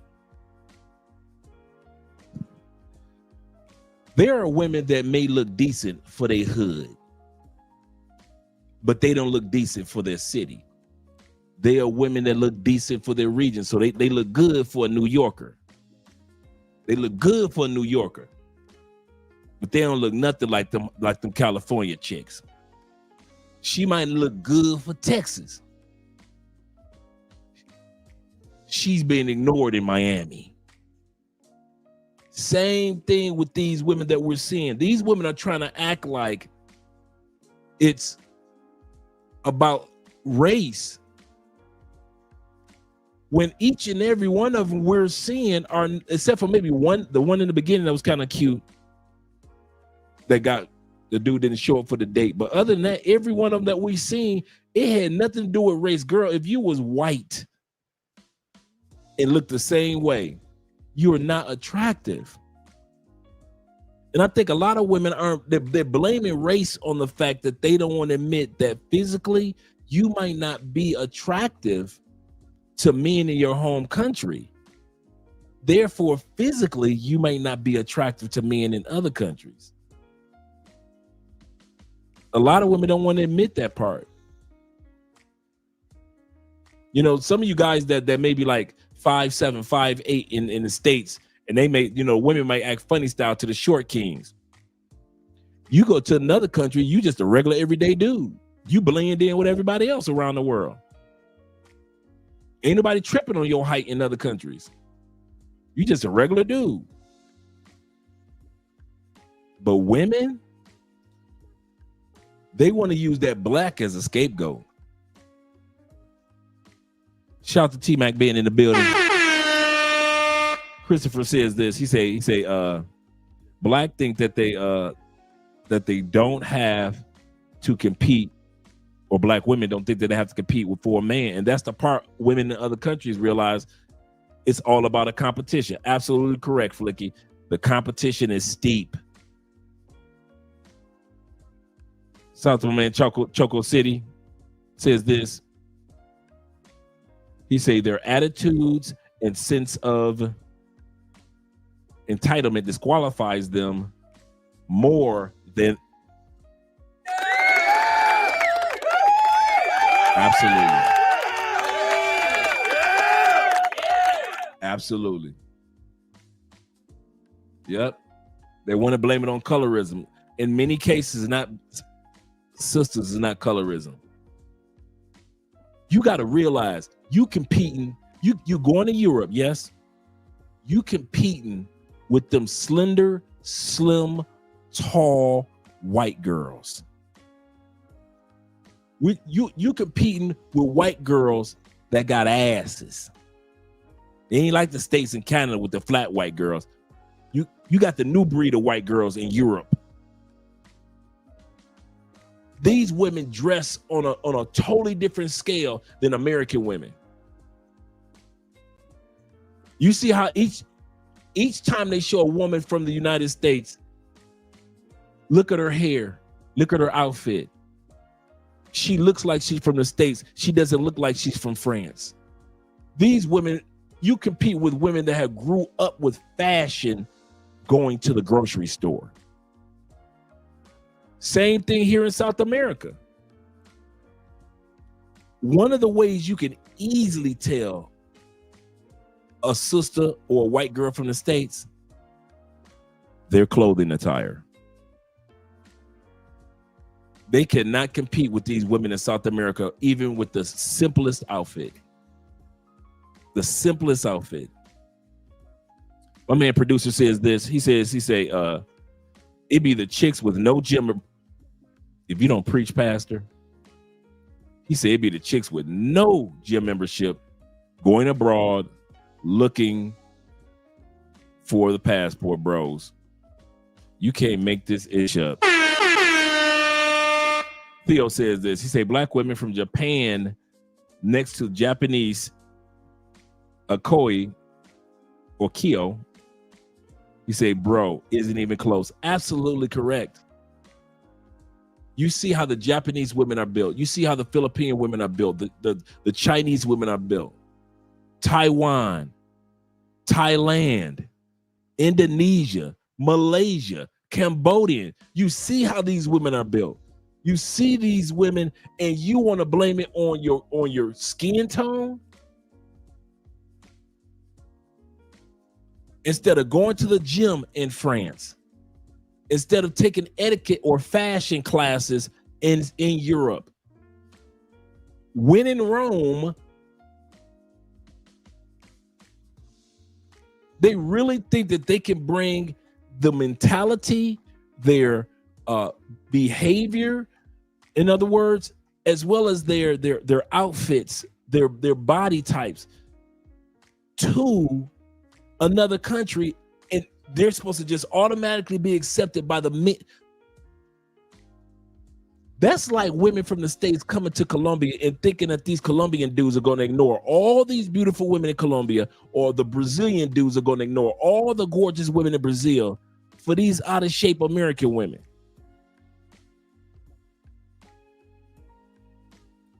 It's crazy, man. And they really believe that it's all about the race. That's their scapegoat. My man Ronan Traveler said this. Shout out to Ronan again. Ronan says a lot of these black women talking are African. Yep, are African. So that's why they would want someone from a poor nation. Yeah, that's true. That's a good point. He said most of these women cannot compete with these women, and that's what it's all about. That really is what it's all about. Shout out to Kobe. Kobe says this. He said you can be big and have a bad attitude. That's crazy. But you can't have a bad attitude. He said you can be big, but you can't have a bad attitude. He said, Dre, add in femininity and there's no competition. Absolutely correct. Absolutely correct. And they would say, I kid you not, and they would say if it was 20 women watching this live stream right now from the States or Canada or UK, they will all say, we don't know what we're talking about. You're fat shaming. Somebody must have hurt you. Your mama must have hurt you. Who hurt you? When we're all stating the facts based off of these women's videos, their own videos are saying it. They're saying it themselves that dating in all, we're going around the world. We've already looked at women from Asia, Europe. We're going around the world. And these women are still not getting it. It's not about your race. It's about that attitude. It's about that mouth. It's about your femininity. Have this kind of like fetish for African girls. They really want to God, they really want to have African girls. Like they want to try African girls because maybe they had something, or they just wanted to brag to their friends like, hey, I had an African girl. This passport sister nonsense is giving me a headache. Passport bros.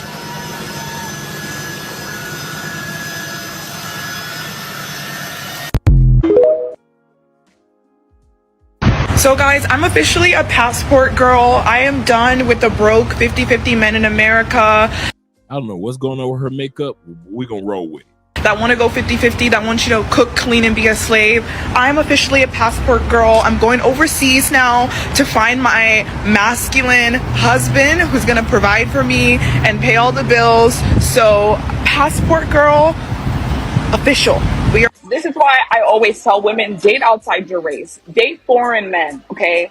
Foreign men. I mean, men not born in the U.S., men foreign men. Okay, foreign men will treat you better. Okay, black men, I just think we as a collective need to stay away from them because they don't want you to live a soft life. They want you to live a life of service to them. They want you to cook, clean, and do their jobs for free.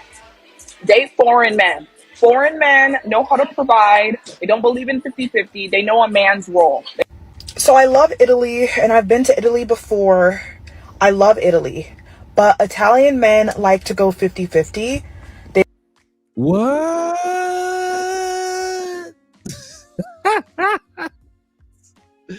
She said, I've dated Italian men,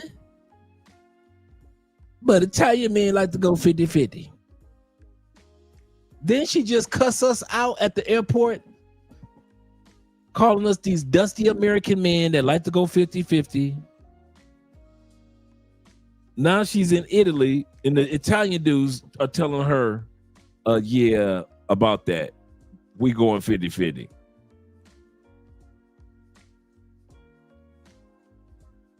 They always accusing and calling somebody a slave. I always want to call somebody something, man. I know, right? I don't know what's wrong with her makeup, but yeah, yeah. Keep my mouth shut about that. Yeah, she is delusional. Theo called that one. Theo said she she thinks American men. What? Let me see if I can find that comment that Theo's put. She think that European men don't go, or Italian men don't go 50-50. Yeah. You're gonna learn today. They like, that 50-50 Swedish lifestyle, and I'm not about that. So, Italy, unfortunately, is not on my list of places to go because, yeah, I don't want to split the bill, especially splitting the bill when I'm in a foreign country is just the biggest ick. So Italy is off the list. In Germany, if you did not know, it's really common here for when two people go on a first date that they split the bill. So like the woman pays her portion and the man pays his portion. And the other thing about that is that on the date, you're only going to pay for what you consume. So let's say I got a margarita for $8 and he just got water, free water. When the total bill comes out, it's very common for the man or whoever to be like, hey, I didn't drink that margarita, so I don't want to split it like that. I want to pay for what I ate. So I went to the internet to try to figure out why is it like this, because this is not like how it is in America. It's very... Oh, so she went to Germany. So we just got done with the one sister who was in Italy and they went 50-50. This sister right here, she's in Germany crying that they go 50-50. Different. And apparently I can't read because I can't come to understand why. Are you telling me you asked me out on a date? You told me I was beautiful. You invited me out to dinner. You're telling me how much you want to marry me and you want me to have your first children. And you tell me when the waiter comes out with the bill, after you said you was going to build a house with your own bare hands for me, and the waiter comes out with the bill and you look at me like this. So are you going to pay? What?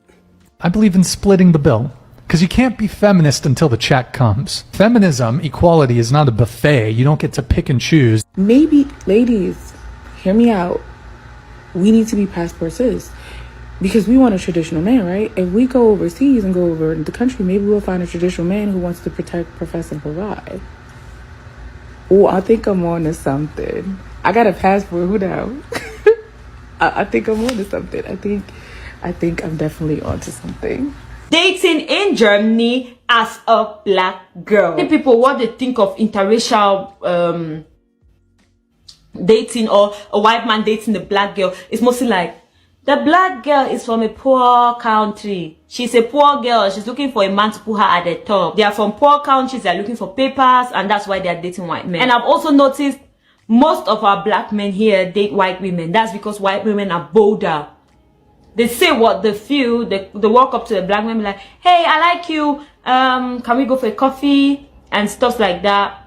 But with the white men, it's hard. You're dating the white man, or you're gonna go on a date with the white man. Please, black girl, put money in your purse. Go out with money. White men or white German men, they always expect you to pay the bill. Like, you guys are supposed to split the bill. Up. So it wasn't just the other sisters that said it. Make sure you guys click the like button if you don't mind. Make sure you click the like button.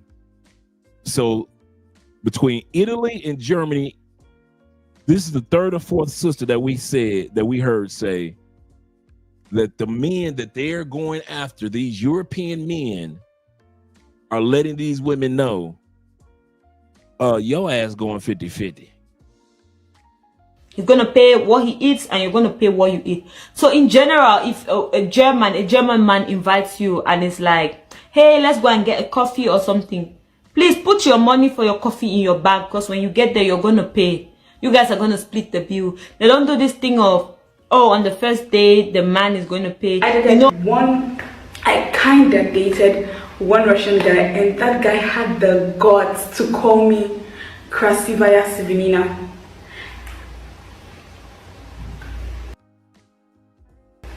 What? After a month or two, it got to a point where it was like -20 something. So he would tell me that we should go for a walk, and I would be like, ain't nobody about to go for a walk in this kind of cold weather. So he'd get angry, and the next day there was a celebration. I don't know what they were celebrating in Russia, but I know he texted me and he goes, Доброе утро, красивая Svinina. I was so mad, you guys. I was so mad. I showed my friend. I said maybe this is like a mistake, or maybe I'm not translating it very well. So I translated it on Google, and it's dobro. And he said, "Good morning, beautiful pig." She went to the Google Translate. She said, "This can't be for real. He cannot be asking me 50-50." Like, what the heck? Who? I've been noticing a lot that majority of these passport sisters always end up going back to their countries because of their lack of success in dating overseas. But, hey, when all has failed, you always got the green card bros in Jamaica who would love to marry a beautiful pig. Passport sisters.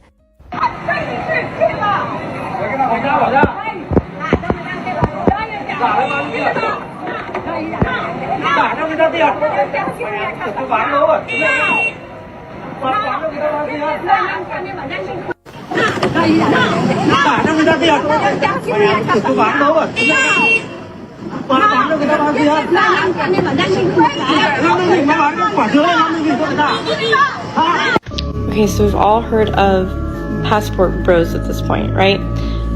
I think it's time we start passport sisters.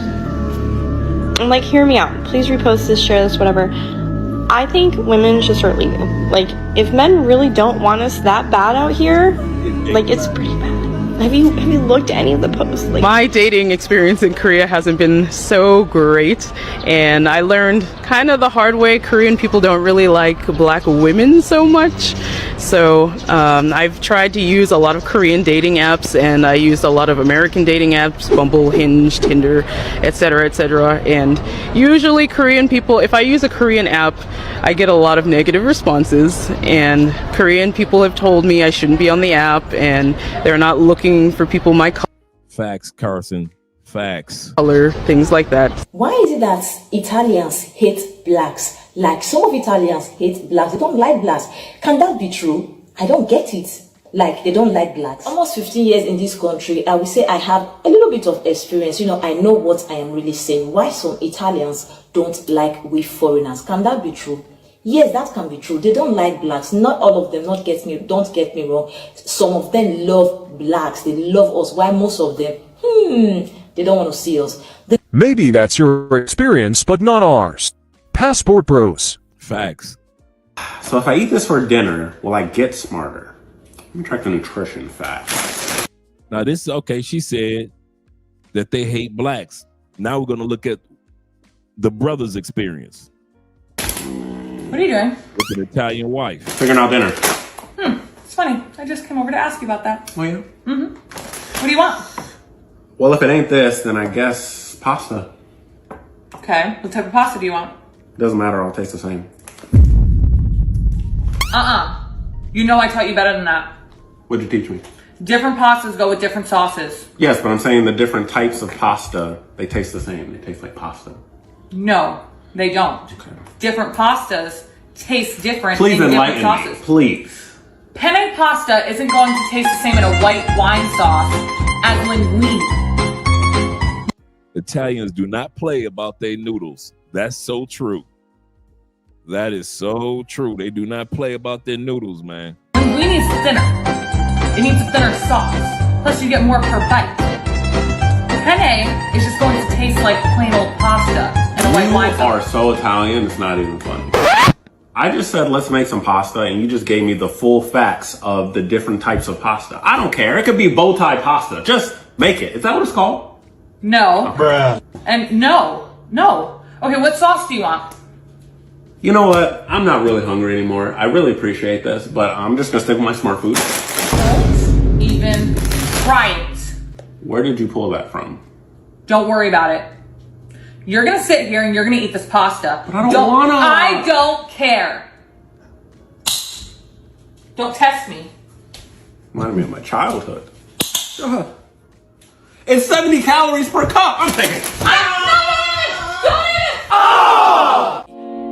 She my little boo thing. And Shorty got the fat. We got the brother in the gym with his Italian queen.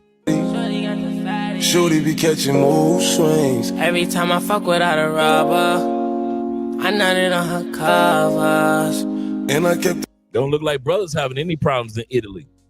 it undercover. Cause you are the reason while I'm still hanging on. And you are the reason why my head is still above water. I want you, I need you, oh God. Don't take. What's your name? Alice, nice to meet you. Alice, okay. Like Lay's, like the chips. Lay's. Wow. Mayonnaise. Where are you from? Italy. Italy. Wow. For you, a Jamaican man, a Nigerian man, a Paris man. Jamaican. Oh, that's the man you choose. Kingston. Why? Why do you like them? Because they have the King's thing?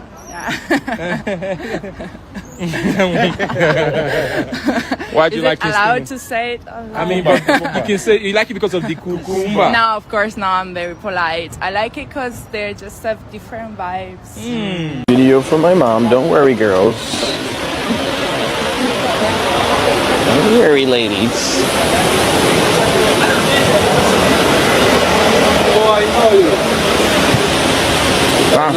I like the fact that she doesn't try to sugarcoat her experiences like everything's all rose.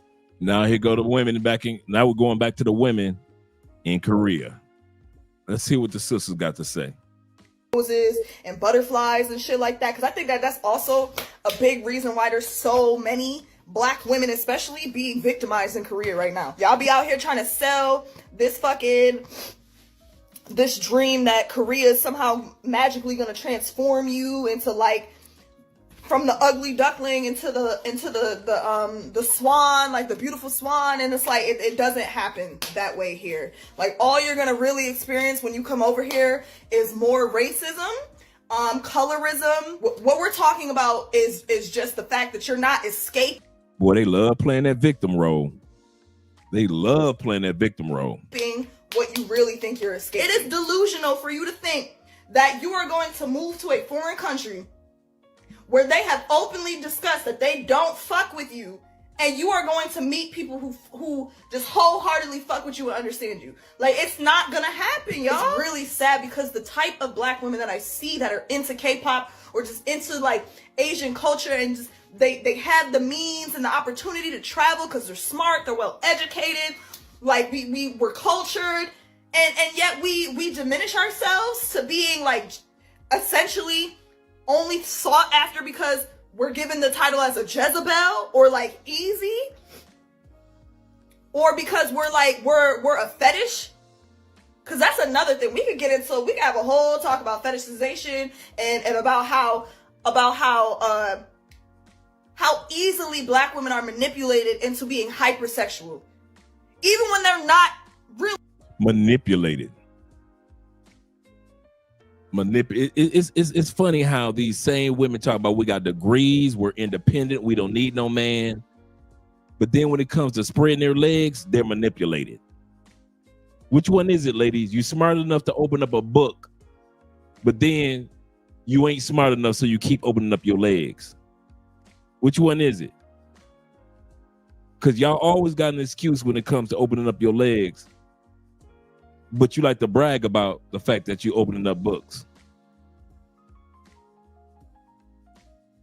Rona said even Asian culture is intimidated by masculine black women. Absolutely correct. She's preaching. I'm here for her message. Shout out to you, digital nomad.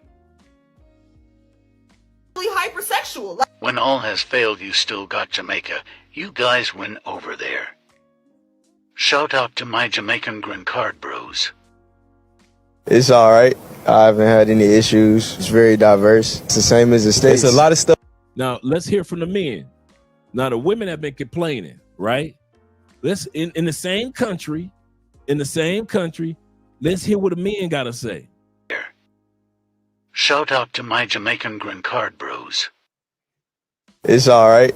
I haven't had any issues. It's very diverse. It's the same as the States. There's a lot of stuff going on out here, but you know, it's a fun place. For me personally, I've made some pretty good connections. I've had like about 2 relationships the past 3 months. You say, like dating for you, it's a lot easier, or like it's just, I don't know, like a lot harder. Like how would you, like rate it? Directly answer your question, it's not hard. As long as you know a little bit of Korean, they know a little bit of English, it's like, yeah, I can make it work. So one of the first things that I heard from basic training was Koreans love black men. They love us. They bold here. They really are bold. I feel more single being here, and as a black person, I don't have the, unfortunately, confidence to be like, oh yeah, let me just go up to that guy, because the language barrier. And in Korea, it's very obvious that like white is the standard. White is like preferred, like a lighter shade. And if a white girl and a black girl were like standing next to each other, I feel like 9 times out of 10 they would choose the white girl. I'd say it's kind of like hard because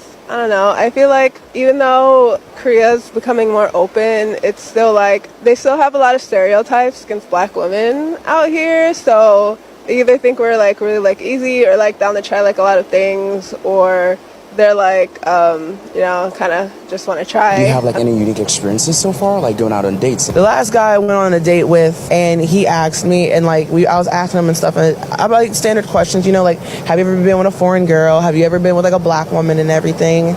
And when I asked him that, he's like, yeah, but I don't think I want any N-word kids. He said, I don't think I would want any N-word kids because they would get bullied here in Korea. So today's story time.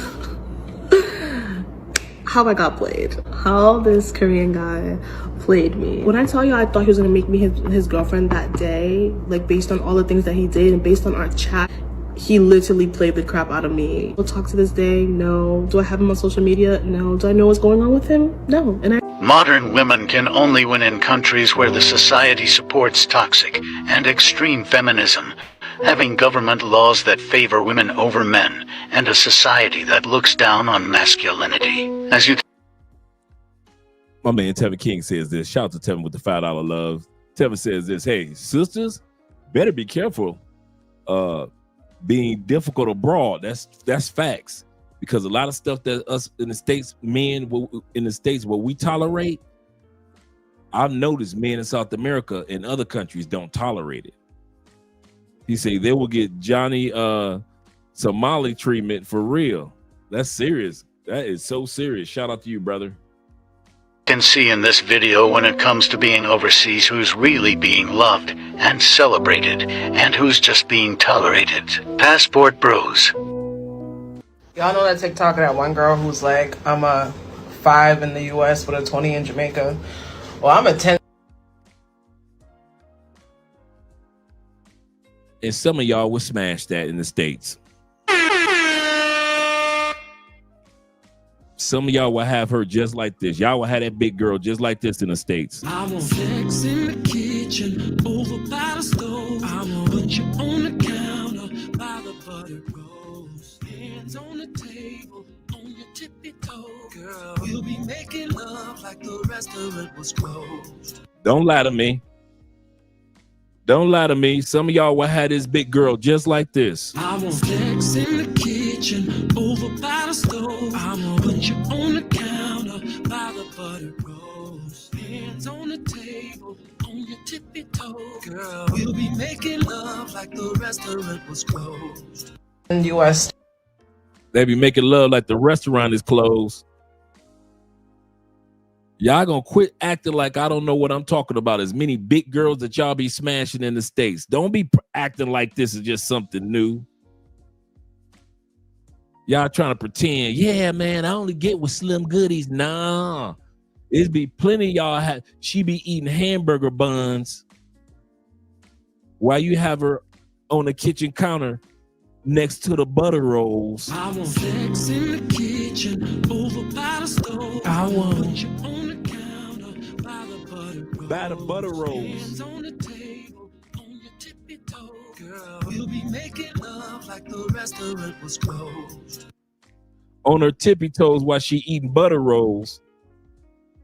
On her tippy toes while she eating butter rolls. My man Black Nubia said, you ain't lying. He said, I see men with women like this here. Yeah. Even in Canada. Come on now. Shout out to the Canadians. See? Chris says she be a late night snack. This right here, what y'all looking at right here, this is y'all December cuddle buddy season. See, it's dudes that don't know how to get them a fine cuddle buddy during the winter months. No, it be dudes that be grabbing chicks that look just like this to be cuddled up with for the wintertime. He might not bring her out in public, but he go over to her house every other day during the winter. The colder of the city, like Detroit, the bigger the girls. Detroit, Chicago, New York, Philly, Cleveland, Cincinnati. The colder the winter get, the more y'all start reaching for them big girls to keep y'all warm at night. So don't be acting like y'all don't be smashing these big girls, big girls, big girls. He said I squash 420, not 800. She too big. I don't see why she on this video when she just got drafted to the NFL last year. He said the only 10 she is a big girl with 10 orders from Waffle House too. Shout out to my man Black Chairman in the building. Appreciate you being here, brother. He said, what is big girl talking about? I'm gonna bring that beat back. I'm gonna rewind her so you guys can hear what big girl had to say. She's your queen to be. Yeah, big girls. This American style right here. Y'all try to talk about us for leaving the United States, but this is what you got stuck with in the United States. Big girl. He say, Zeta say, no, couldn't be me. Could be me. He said, Dre, that's what he was. She covered up the whole screen. The whole screen. I'm gonna tell y'all who she remind me of. Let me see if I can pull this up real quick. I'm gonna show y'all who she remind me of. Give me a second. Yeah, because that's a big one. That right there. That's a few people mama. That's a few people mama right there. Goodness gracious. Let me see if I can find the photos. I'm gonna bring that beat back and let it roll though. While I pull up these photos. He said those guys that made her delusional, dudes in the States, dudes in Canada, dudes in UK. Yeah, this is y'all queens, man. Some of y'all gonna be walking this down the aisle this winter. Let me bring that beat back. Overseas, who's really being loved and celebrated, and who's just being tolerated. Passport Bros. Y'all know that TikTok of that one girl who's like, I'm a 5 in the US with a 20 in Jamaica. Well, I'm a 10 in the US still, but it's definitely a million in Jamaica because he's big pulling ever since we got out here. Why I'm not surprised by Americans who are scared to be used for a green card anymore. I traveled to another country And it's one of those countries where it's difficult to move to America. Whilst I was there, I met this person there. They were all friendly, like, oh, I'm so into you. But one thing I noticed that came up very quickly was whether I had an American passport or not. I didn't think much of this, but I realized that the moment I mentioned I didn't have an American passport, the person's energy changed and they disengaged from the conversation. All of the interest they were showing before was all fake. I was so amazed at the difference, and that's when I realized, wow, so there are people who actually pretend to love someone so they get the green card. Like, this is real. What I don't understand about the passport sister movement is why are these women ditching American pookies for a Jamaican pookie?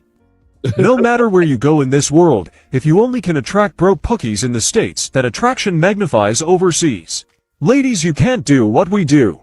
Passport sisters. Oh no! What happened?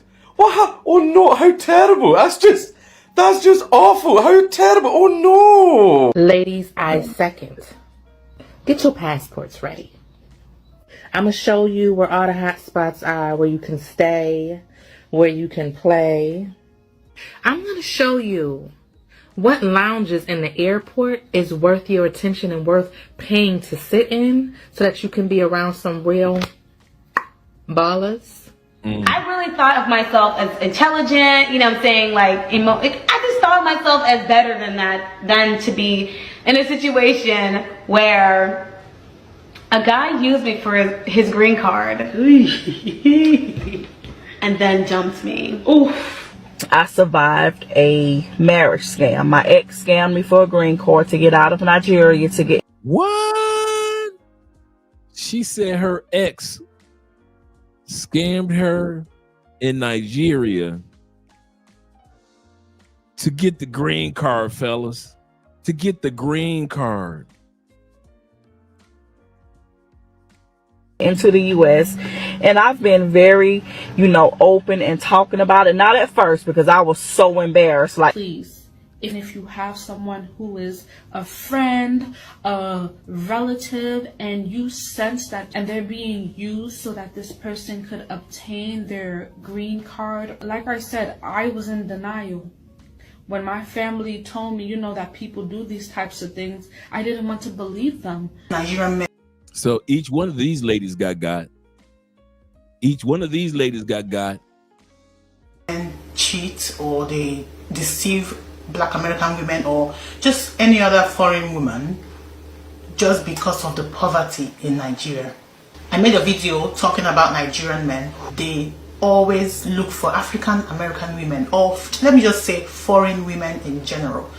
These men, most times they are married or they have a girlfriend, a serious person they want to marry, and they still find someone else in the country they've gone to. Why? Because they want the person to either get them citizenship or get them a green card or get them papers to be able to live and work in the new country. There is no Prince of Wakanda, King of Zamunda, or oil sheiks from Dubai lined up to marry modern feminists, women. These women are willing to get scammed by green card brothers to prove that they can do the same thing as passport bros. Never dat.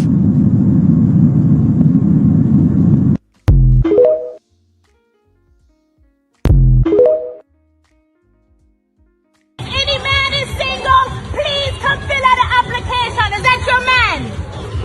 Is that your man, ma'am? Does he have a brother? Please. Please, does he have a brother? You see how she on the island yelling at the top of her lungs. Any man, please come fill out an application. Where the Trinidad niggas at? Cause I ain't found a man. You got two brothers? Tell them to come on this boat. Trinidad, please, I'm single and I can cook. Kinda a little bit. She lying. We can hire a chef, please. I want to talk about Do Arab men in general fancy black women, or do they like black women?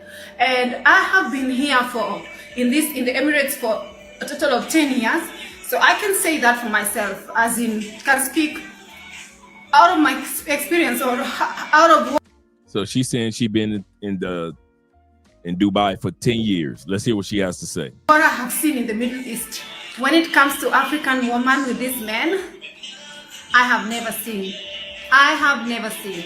And basically because in this country, most African women, no offense, but some of them are found in those, hanging out in those dodgy places looking for extra money. So she's saying that all her years in Dubai, she's never seen a guy from Dubai seriously dating an African woman, because most of the African women over there hang out in areas of pay for play. Institution. So sometimes when I walk in the streets or I'm just going about my business, you just find they are just honking at you, following you, and with their cars, and it's almost, for me, I feel like it's harassing, because I feel like I'm not attracting the right attention when it comes to me and Arab boys. I feel like they just harass me and look at me, and they are just like, oh yeah, there is a black woman probably ready to sell her body, so I can actually just let her jump into my car and we go have our business in this car, and she can pay me. So I'm just gonna honk at her and get her attention. That most of the time, this is how these people come at me. If you are an African girl who is interested in dating an Arab man, just know that you will be with him, and he will definitely hide you away from his family, because the family will not accept your rusty ass. Our rusty asses are not accepted in this Arab. That is how they look at us. Rusty, dark, ugly slaves or whatever. That is how they look at us. So they will actually be glad to have you tucked away somewhere and have extramarital affairs with you. Just like Theo was saying, these women are going to other countries to become concubines. They're literally in other countries just to be a concubine. Not a wife, not a girlfriend, just to jump off, just a concubine. Crazy. Much as they want. But if you are somebody who is looking to have someone who is serious, who is gonna marry you and introduce you to their family, it's better off you stay away from them, Emirati men, because they will hide you away as much as they will never introduce you to the family. I'm beginning to believe that feminism is a new religion that modern women are trying to spread across the world, trying to convince Arabs and Muslims to replace Islam with. I know exactly what you're talking about. Modern feminism is an extremely ambitious goal. You're better off practicing feminism in Jamaica with those tour guides. Passport Sisters. Let's take a look at men. Let's look at men in Middle East. Maybe the same thing happening to the men. Maybe it ain't just the ladies. Maybe it's happening to the men. Let's take a look and see what's going on with the men in the Middle East.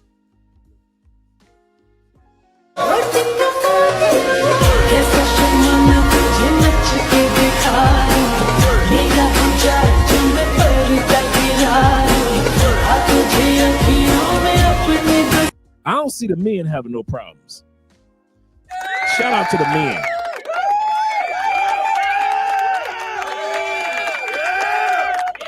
Shout out to the men, because I don't see the brothers going over there having no issues. As long as they following the laws and the rules, it ain't even the same. Absolutely, just like my brother just said, no comparison. No comparison. I'm not seeing the brothers dropping videos complaining. There's some women in the Middle East that are rich. The women in the Middle East that are rich, just like there are rich men in the Middle East, right? How come they ain't calling us over to their country to pee on us? to defecate on us? How come the women in these countries aren't saying, I pay you $20,000 if you let me just defecate on you? I ain't seeing no videos out about men being shitted on in Dubai. All I'm seeing is men falling in love, the women falling in love with men in the Middle East, the brothers. That's all I'm seeing. Sorry, I'm not into short guys. Again, another brother in the Middle East doing the French Montana. Absolutely correct. Another brother in the Middle East getting his French Montana on. Right.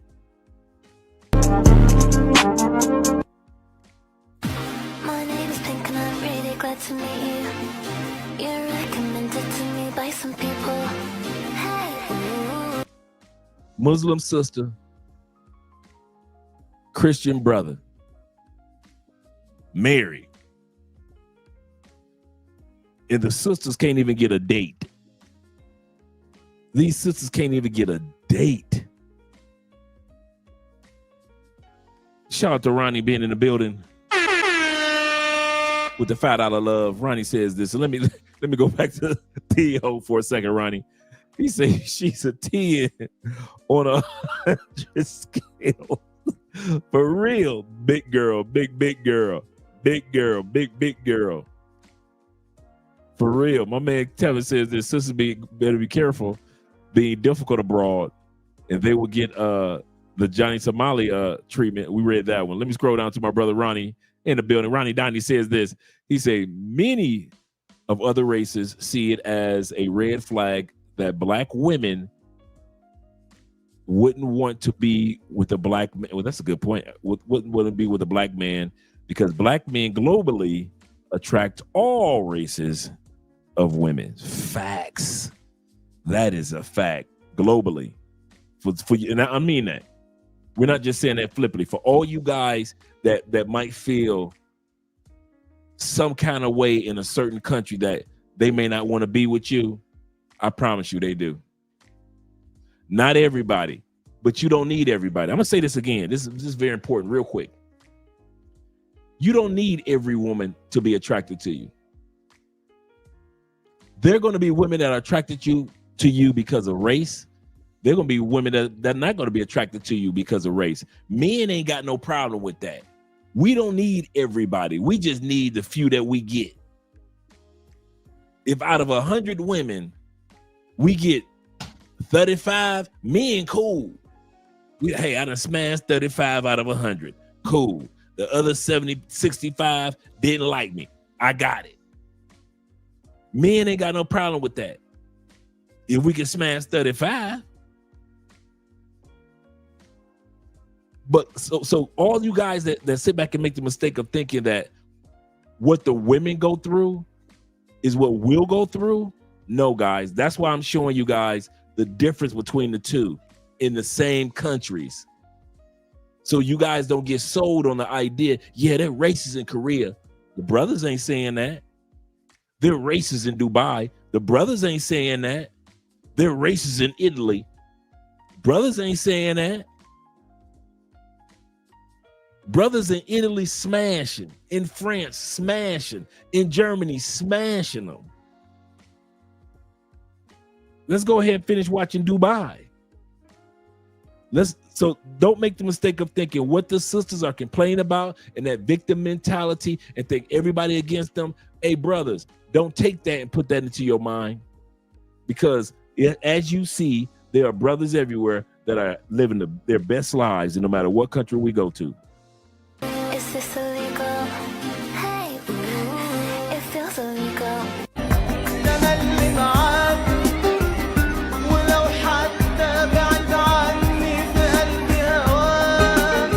I'd highly recommend marrying black men. She said, I highly recommend marrying black men. I highly recommend it. A lot of Arab and brown women are reaching out and they're trying to find black men. And I say black men are kind. They're very secure in their masculinity. They're also gentle. They're also not like I see this a lot in the Arab community because they grew up in it. Men get very shy that their women are out there, or their women work, or their woman does something. And black men are very chill and secure about it. Like, she's on her deen, she's respecting herself. I'm not going to feel shy about this. And that's a huge cultural difference that I definitely appreciate from marrying a black man. So do yourself a favor, ladies. Find yourself a black man. And she's an advocate. The one that just finished speaking, she's an advocate of having more than one wife. I've been following her for a while. Some of you guys probably have too. She's not only an advocate of Islamic women marrying black men, but also an advocate of you be a fool to not let your husband have a second wife. She talks about that a lot on her TikTok page, about the benefits of having a husband with a second wife. Find yourself a black man. First, ladies, definitely let me know how y'all feel about this, especially American women. And then second, does something, and black men are very chill and secure about it. Like, she's on her deen, she's respecting herself. I'm not going to feel shy about this. And that's a huge cultural difference that I definitely appreciate from marrying a black man. So do yourself a favor, ladies. Find yourself a black man. Okay, right here, let's read this. She said, racist Arab family, you will marry Arab. No way you will marry a black man. This is what the sister saying. Racist Arab family, you will marry Arab. They're telling her to marry Arab. No way will you marry a black man. I guess the family is saying that. So let's see what the brother has to say. And she looking like, shit, y'all ain't gonna tell me who to marry. first, ladies, definitely let me know how y'all feel about this, especially American women. And then second, you see what I'm saying? Like, all of this sounds great, but it's also in the middle of so much chaos because, like, literally now, like Arabic women, you see what I'm saying? The Islamic women are literally divorcing their men now. Literally, things have shifted. The paradigms have changed. Laws have changed. You see what I'm saying? So, like, now, literally, all the Arabic men are literally going after all the Latinas and white girls. You see what I'm saying? And now the Arabic women, they want to do what they want to do. You see what I'm saying? But it's almost like, you know what I mean? He can do one thing, but she can't. Let me know how y'all feel about this. But just check this next clip out. Y'all literally see, like, the split is so crazy. Yo, check it out right here. Racist Arab family. Right here. You will only marry Arab. Like, that's crazy. Look. I didn't even know it's such a big deal. But right here. When a half black, half Arab kid embraces both cultures. So, like, they already making a change. They already making a split now. Look. But when the baby come, bro said she's Arab and you're black, they will never let you marry. This right here, you seeing the father signing the paperwork. Society is saying she's Arab, you're black, you'll never get married. But right here, you see the father signing the certificate for them to get married. He was signing the papers, the wedding papers, like, but apparently it's a big deal right here. Well, since Arab men belong to Spanish women, we want to belong to black men. Like, yo, this is like a call all around the nation, apparently. This is crazy. Man, you only belong to, like, what? Y'all see this? You can only marry Arabs? Like, that's crazy. You're not allowed to marry, not even black Muslims? Like, even if he's in part of the same religion. Like, I ain't know none of this. Like, this is shocking to me. Look at this right here. Since Middle Eastern guys want to belong to Latinas right here. Yes, can Middle Eastern girls belong to black men? So apparently it's like they trying to rebel. Like, I didn't know it was such a big deal. Look.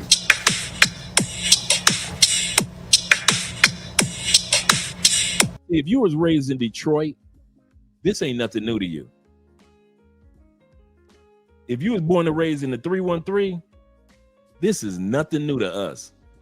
Because since we were raised in the country's largest Middle Eastern community, Detroit, Michigan, I'll put it like this. Did you know this? That if you don't live in the actual Middle East or Asia Minor part of the world, you live in Detroit. Detroit is the #1 Arabic location outside of the Middle East. 5 of the 9/11 people that got arrested, individuals that got arrested, were found in Detroit trying to hide. So we were raised, all of us were raised, blacks and Arabs. They've got so many beautiful mosques in Detroit. So this is part of how we were raised, to where the rest of the country and the rest of the world, they're just coming on to seeing black men and Arab women. It's been like that in the 313 since I was a kid. And they're absolutely correct. Dearborn, Michigan. Absolutely correct. He said, but I might get shot in Detroit by kids. That's true too. That's true too. Especially if she see you with the Arab girl. He said, we're a lot nicer than most men. Yep, absolutely correct. Absolutely correct. He said a lot of men raised under the Nation of Islam, but ain't necessarily in it like that. They Muslim, and a lot of Muslim dudes, they just move in silence. Absolutely correct. That's a good point, gentlemen. Good point. What? Like, this is crazy. So I guess like they men don't want them no more. I'm getting like, I guess like they men are just only going for all the white girls and like Latinas now. Like, this is crazy. But apparently, he reading it all wrong. He's reading it all wrong. He's assuming that the ladies are rebelling against the men. The women have always thought like this, bro. They just finally getting the rights to express themselves the way that black men, black men, I want y'all to hear something. There is not a culture of men that isn't jealous of you. You can't name one. You can't name a culture of men that doesn't want to walk in your masculinity, in your style. Even white boys wish that they could have their woman glance at them the way that you can walk past and she gonna glance at you. Latin dudes are the same way, unless he's Afro-Latin. I have not found too many cultures that are pissed at their women. Why are they pissed? Because they know the true competition is you brothers with your damn tan and your swag and your mindset and your confidence and how you treat a woman and how they say we're most romantic and how they sit back and say we're the most family oriented and we're the best fathers and so forth and so forth. Brothers, y'all got to start realizing the hate that y'all get from these other men and other. I'm gonna tell you something for real. If I was born another race, I'd be pissed too. If I was born Italian and I had to compete with your black ass, I'd be mad too. If I was born in Australia and I'm a white Australian dude and I see y'all black ass walk across the beach, you think I ain't gonna be jealous of y'all? Hell yeah, I'll be mad, pissed. Look, what you looking at? I'm talking to my little white girl on the beach. What you looking at? You better not be looking at them brothers. I ain't gonna even lie to you. If I was born Asian, you know how much jealousy would be flowing through my DNA? When them tall, blind, blue-eyed dudes up in Finland and Austria, and everybody look alike, and then here come y'all black ass, man, I'd be so jealous. I would hate on you. I talk about you. I try to hold you down. I try to convince my woman that you got a tail. I convince my woman that you a monkey, a gorilla. I tell my woman everything negative about you if I was born something other than black. Hell yeah, I'd be a racist ass motherfucker because I would be jealous. I will be insecure, so I pretend that I'm better than you. When I know when I look in the mirror, I can't fucking compete. Can't fucking compete with y'all black asses. All y'all got to do is walk in a room and bitches start looking at y'all. My woman is looking at y'all. I'm looking at my woman. Look at you. Shit, wish I was born a white boy. Y'all be seeing me like jealous than a motherfucker. You be like, why is Andrew like that? Because my name be Andrew then. Why is Andrew like that? Shit. Because I'm jealous.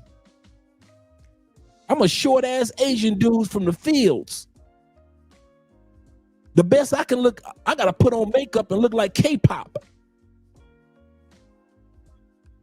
So all you brothers, I'm telling y'all now, and all the ex-military dudes can attest to this.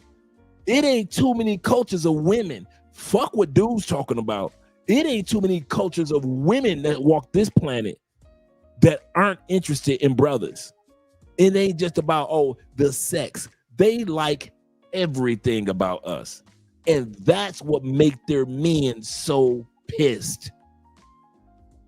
It's not just about sex. They like the way we laugh. They like the way when you smile and your teeth are white and that whiteness of your smile ricochets off of that brown complexion. And they see you smiling and them teeth look extra white. When they see a white boy smiling, he white and pink. And so they look at him like, oh, that's a regular white dude with a nice smile. But let your chocolatey ass smile. All of a sudden she losing her mind. She see a white dude, he in the gym. Oh, wow, he's fit. Wow. Let your ass hit the gym and walk down the street. All heads are turning. Hell yeah. You thinking, I'm serious. I don't see why you brothers don't realize why shouldn't these motherfuckers be insecure? Why shouldn't the Donald Trumps and all these racist dudes that been trying to hold us down for centuries, why y'all think they do this? It ain't just to build economies. That's one of it. But another reason outside of money and economics, man, these white boys insecure than a motherfucker. Why you think they fighting against interracial dating globally? Why you think, especially in the United States, they fighting against interracial dating? Because they know that the pure white race, that shit's getting, get the fuck out of here. Ain't nobody tripping on that pure white race shit. Only person that walk around saying that shit is stupid ass white girls that's been around their granddaddies and white men and Asian men. Asian men looking like this. I'm in Japan. Bam. I'm looking at all these damn Japanese girls that I want to fuck. Want to fuck your black ass.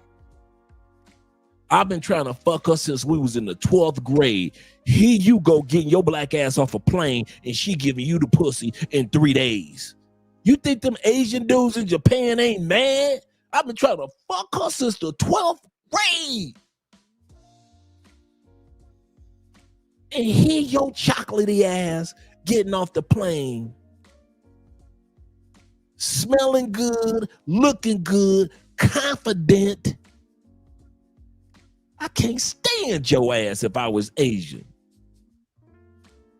And then to make matters worse, you can come and get our women, and then when I see your women and they raggedy as hell, I'm looking like, damn, I wish if I was an Asian dude, I'd be mad at them up. I'd be like, you know, if we could trade, like, I'm getting fine ass women from America, you getting fine ass women from Asia. Okay, fair exchange ain't never been a robbery.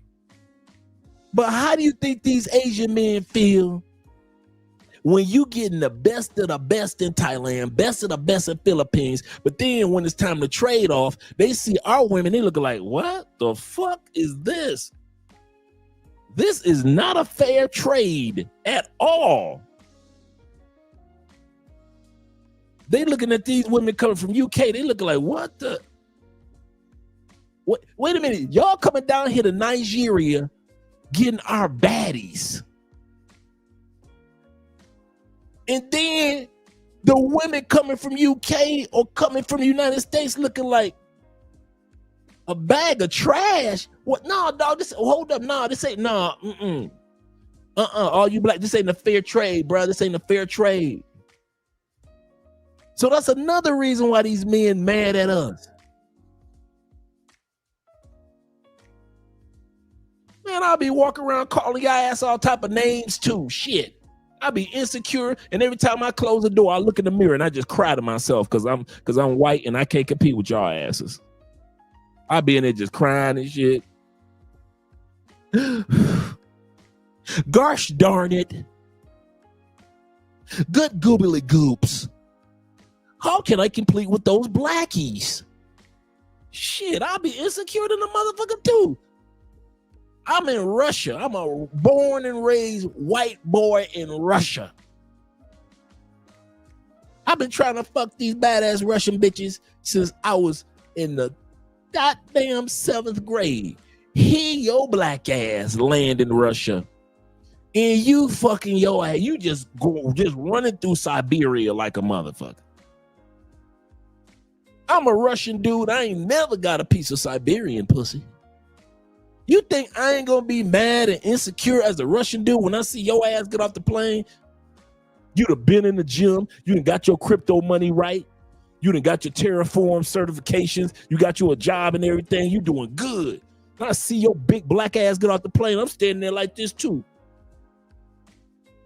I must break him.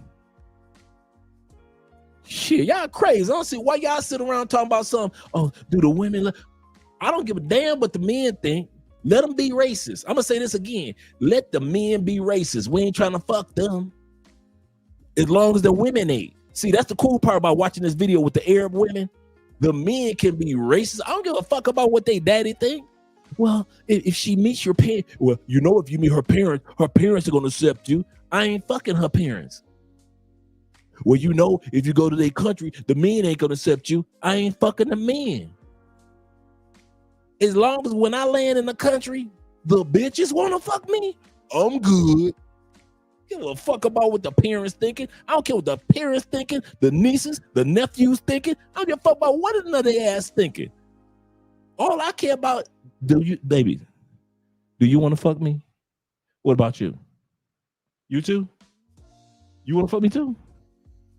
What about y'all in the back? Y'all want to fuck me too? All y'all. Bet. That's all y'all need to be going to other countries thinking about. Fuck what them the Thai men think, the Mongolian men think, the Russian men think, the French men think. We ain't going there to fuck them or fuck with them. Our job is to land in these countries and let these women get their fantasy on. And for all you dudes, they be like, she only fucked me for a fetish. She only had sex with me because of my color. Bruh. It's been like that since, like I said a couple months ago, you've been getting fucked because of your color your whole life. How you think you got all that black pussy you got all your whole life? Because your ass was black. Let your ass have been born as a white boy and went to that same high school among them same black sisters that you was among. You would have never got none of that pussy. Maybe one sister would have gave you some pussy. Let your ass have been born white and went to that black high school. You probably would have got maybe 1 or 2 chicks. But because your black ass was born black, them sisters gave you that pussy because your ass was born the same race and the same culture. So your ass been getting pussy your whole life because of your color. So don't act like somebody, oh, I went to Europe and they treated me like a fetish. The hell you think sisters do to you? What do you think sisters be doing to y'all? Y'all think sisters don't fuck y'all because y'all black? Many times sisters say, my black kings, I love you, black man. They don't say I love you, man, do they? They say I love you, a particular type of man. We love you, black man. We love you, black man. We love you, black man. We love you, black man. We love you, black man. Why? Because your ass black. Let your ass have been born Asian. You would have never got none of that I love you, black man shit, would you? From none of them sisters, would you? All them sisters that you fucked in church, that would have never happened. All them sister co-workers you fucked, let you have been born white. Let your ass have been born Italian. Let your ass have been born Jewish. Come on. You telling me that being the exact same person, born in the exact same neighborhood, among the exact same women, that you would have got that same amount of black women and you was born Jewish? Shit. You was born Asian? You telling me that them sisters, all the sisters that you and I fucked, they would have gave us the pussy if we was born Jewish? The hell they wouldn't have. You got that pussy because you was black, and you still getting pussy because you black sometime. Not all the time, but sometime. So when you go to Europe and you feel like a fetish, just think about all them sisters that fucked you in high school, all the way through college, all the way through co-workers that let you get the pussy because your ass was black. And now when you get to Europe, you getting the same shit you was getting when you was in high school. Better wake the fuck up. Stop thinking that females that in the black community ain't been fucking you because you was black. They've been fucking you your whole life because your ass was black. The fuck out of here. Your whole life you been getting black pussy because you was born, you just happened to be born black. Hell yeah. Being born Jewish, a handicap from the Lord himself. Absolutely correct. Y'all be having me rolling with that one. I went to Europe and they treated me like a fetish. What the fuck you thought was happening in high school? All that black pussy you was getting. What you think that what do you think sisters are doing to you? So you think sisters ain't fucking you because of your color? Okay. I'm not black, I'm OJ. Okay. Let these Arab girls fall in love with you. If they looking for the brothers, let them Arab girls fall in love. It is not what this brother is saying. It is not about the women are saying, well, since y'all going to the Latin women, we gonna go to the black men. These women have been wanting black men forever. They don't give a fuck what the Arab dude doing. I'm gonna say that again. It's the same thing in Colombia. Let's put it like this. Colombian women, Brazilian women, don't give a fuck who Brazilian or Colombian men fucking. They are not sleeping with us because Colombian men are sleeping with white girls. And since they're sleeping with the white girls, we just go sleep with the brothers. No. Colombian women don't give a fuck about who Colombian men are fucking. They don't give a damn about what they fuck. Brazilian women are not sitting around holding rallies and boycotting and picketing because of who Brazilian men are fucking. They are not fucking us because, you know what? I'm going to go and get with the brothers. I'm going to go ahead and get with the brothers. No, they get with us because they want us and we are wanted globally. You might as well come to that conclusion, brothers. I mean that. Come to the conclusion that you are wanted globally. Globally. By black women and other women. You are wanted in Ethiopia. You are wanted in South America. You are desired in Finland and Norway, and your ass is desired in Italy and Portugal. You are desired in China, Taiwan, and goddamn Papua New Guinea. You are desired. You are still desired in the United States, Canada, and UK. Why you think these chicks have been putting out thousands of videos about you damn dudes with passports? You think they ain't mad because y'all taking that magical dick to another country and they can't get that magic no more? And the only thing they being stuck with is Pookie and Ray Ray in the States? Pookie ain't got no money like you got. Pookie can't afford no flights like you can. A few of them, but not all of them. I'm serious, man. Embrace who you are. You are loved globally at the same time among men, because there's a competition too among men, you are hated globally. And I'm gonna tell you this, if I was born Jewish, I'd be hating on your ass too. I'd be a jealous motherfucker if I was born something other than a black man. I'd be I'd be talking to God like, God, what are we doing? What are we doing? Why'd you let me be born a white guy? Now I've got to climb uphill.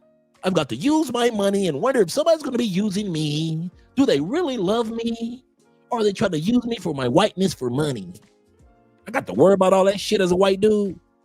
Oh, hell no. As a black man, you can just be yourself and bitches won't you? What? You can, as a black man, you can keep your, dude, how many times y'all done got some pussy and y'all ain't come out y'all pocket in your life? I want you to, when people always talk about, you got to pay, dude, I want y'all to stop and think for a minute. How many times you done got some pussy? You ain't even bought this bitch a drink. It's been plenty of times, ain't it? You know why? Because your black ass got the audacity to ask for the pussy and you ain't paid for shit.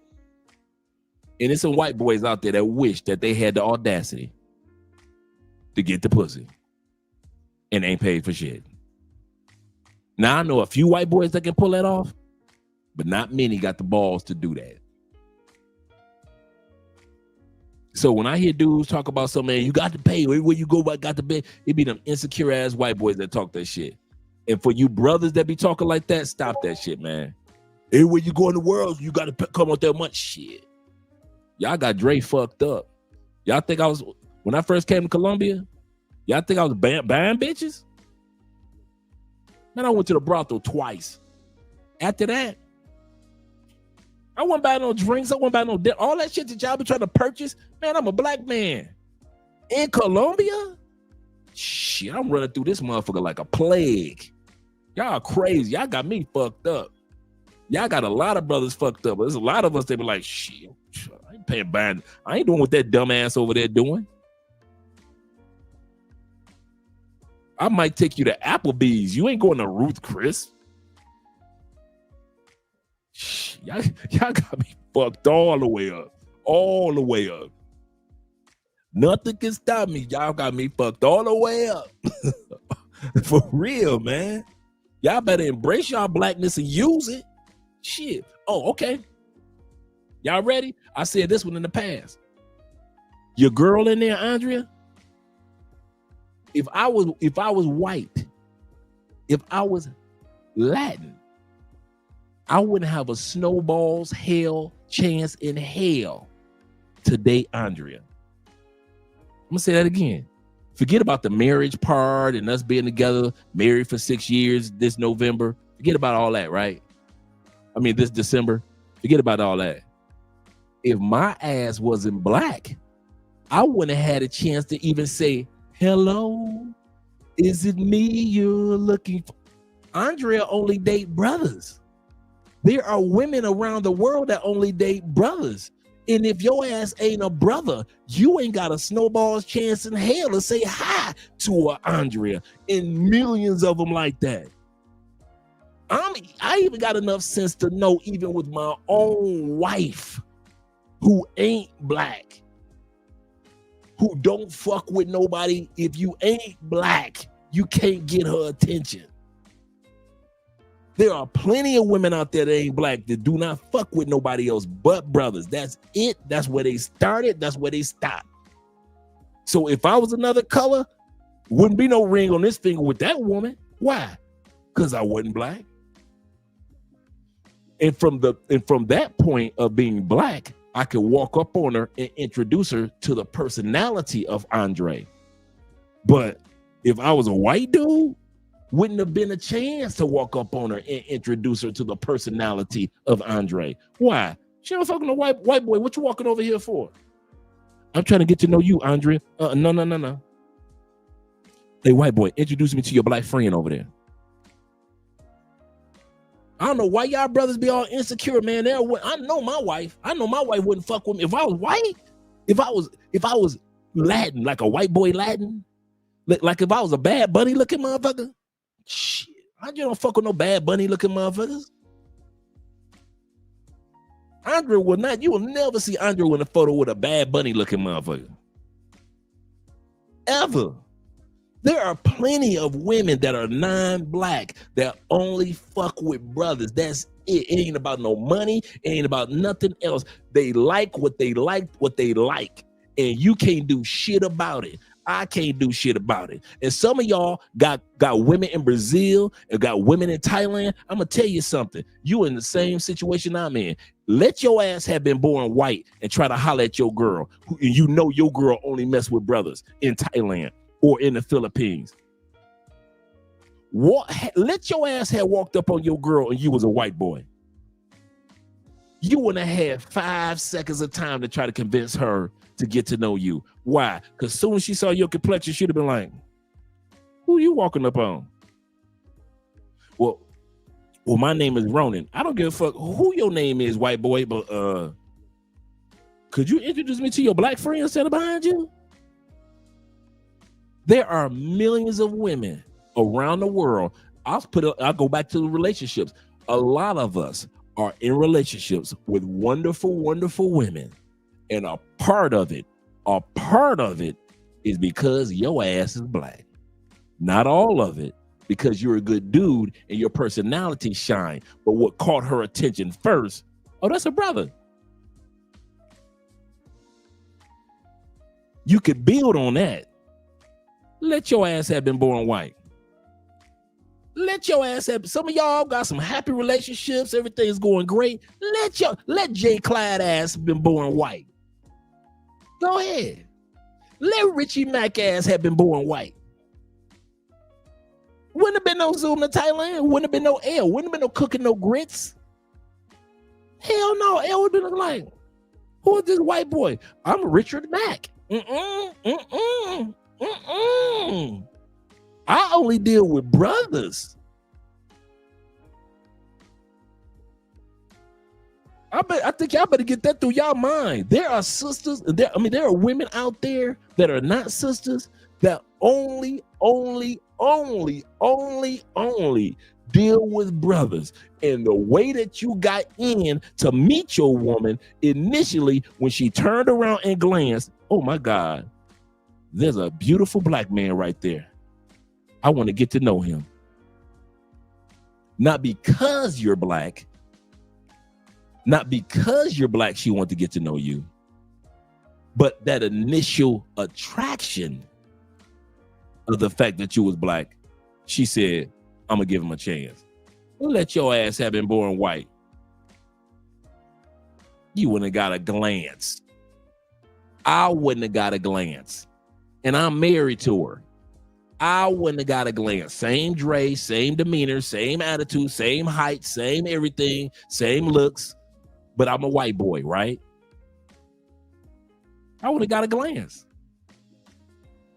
The most I would have got, like, oh, he's a cute white boy. That would have been it. I would have never got a chance to get to know my wife. Why?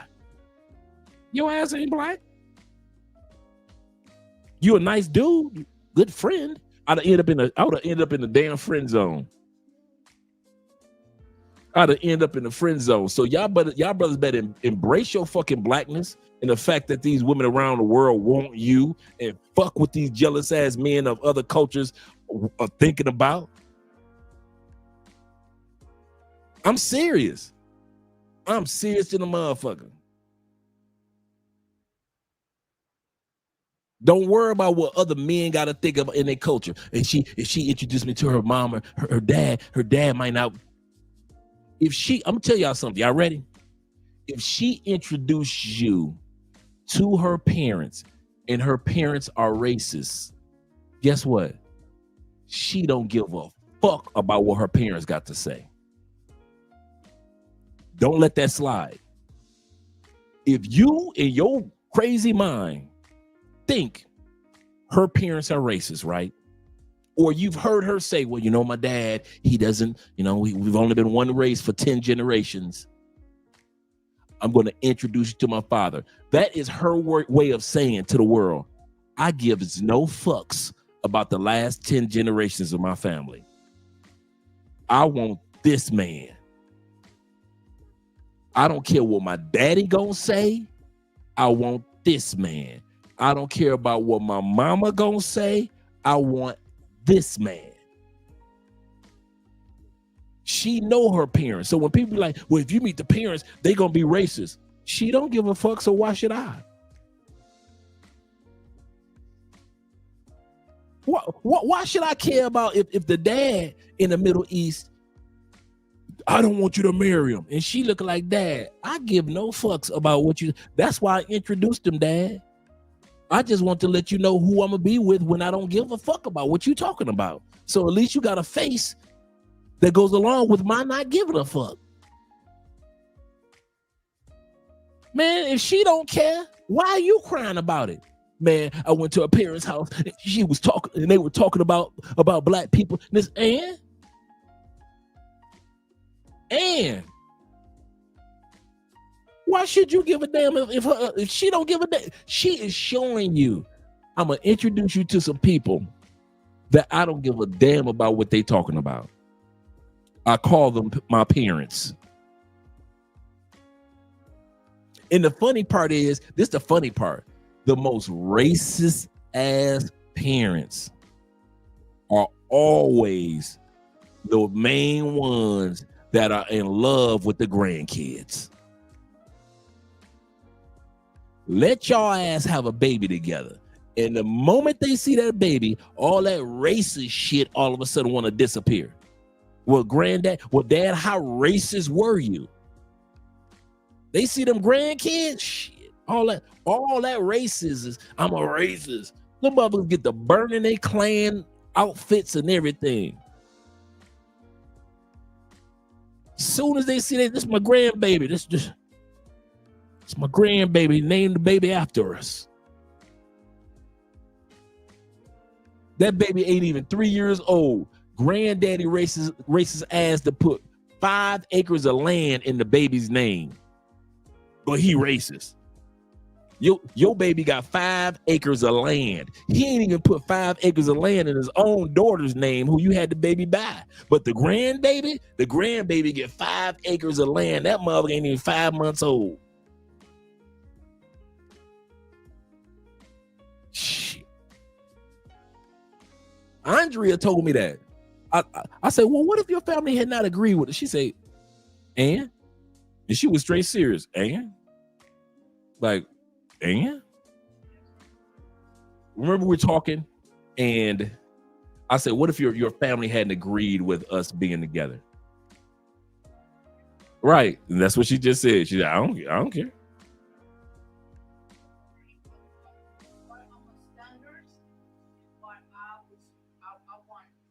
She said she already knew what her standards were and what she wanted. If I was a white dude, would you have dated me? If I was white, I mean, if I was born pink, white boy, you had never met me before, and I just walked up on you like Donald Trump. Say that again. She said that is not her taste. No. Thank you, sexy boo.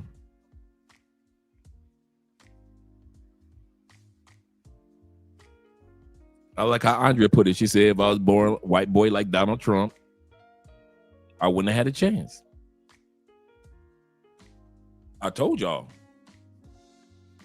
And there are millions of women, and some of y'all that got a woman, ask her.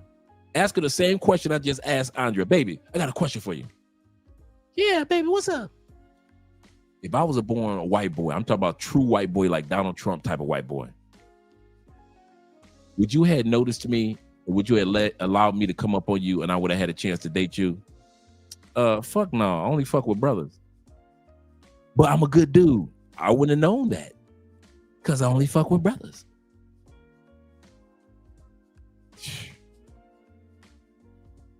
T-Mac said, he said, what if you are Villalago and lose your melanin? You better do something about it. You better do the opposite of it. You better be like Uncle Ruckus and have a re-Villalago. You better be like Uncle Ruckus and get that revitiligo. When the opposite of vitiligo, when you turn blacker. He said, my Japanese wife only wanted a black man. Awesome. Right. I think some of us fail to realize that. I know I kind of like went off into a rant for a second, guys, but I just wanted to let you guys, man, that you are valuable and wanted around this world. And that's why men of other cultures are so insecure and why they keep their mouth poked out and why they always got something slick coming out their mouth. If I was in a situation, something slick would come out my mouth too. If I was a white boy in the States, I'm trying my best to get with Becky Sue. I think Becky Sue is so pretty. She's the most beautiful country gal. But Becky Sue only want to fuck with brothers that own farms? You mean she don't want to be with the white boy? I got 50 acres. Becky Sue say, fuck it. I only want a black man and all he need is 15 acres.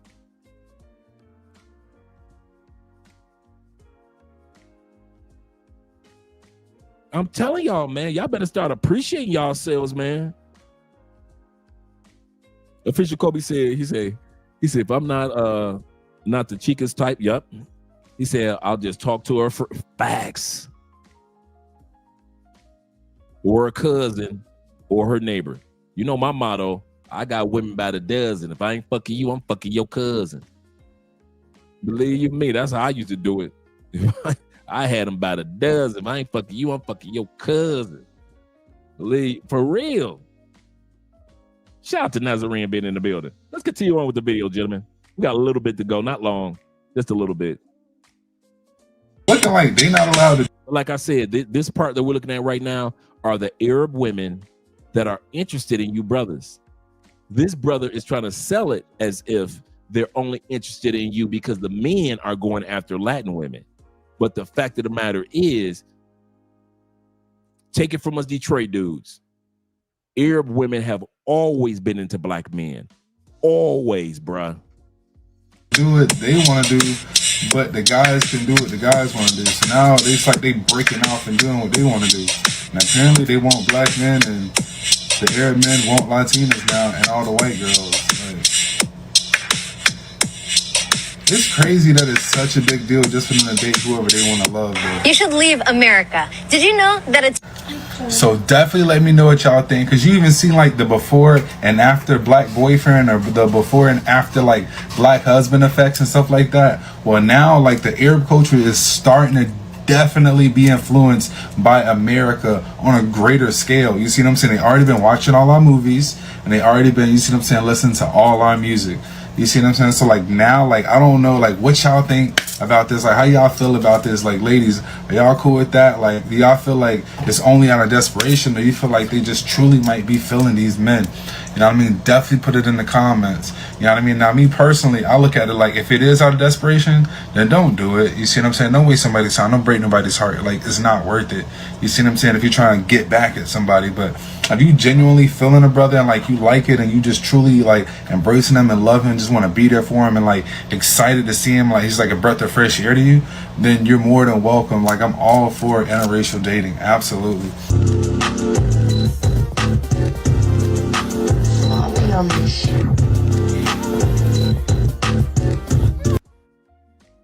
Passport, sis. I went to Dubai to eat shit for 20 million Naria. Now I'm losing my life and need help desperately. Come on, Theo, you read it. Come on, Theo, you read it. You read the same thing that I read. Went to Dubai, not to get. There are women going to Dubai for $50K to eat shit. Those dudes in the Middle East are bored with just pissing on them. They are bored with just defecating on them. They are telling them, open up your mouth wide and swallow. Open up your mouth wide. Take that. Take that. Take that. Take that. Take that. Yo, take that. Take that.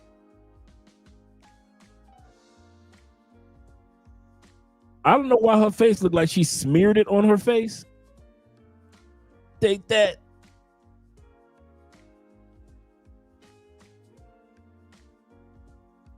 Take that. Take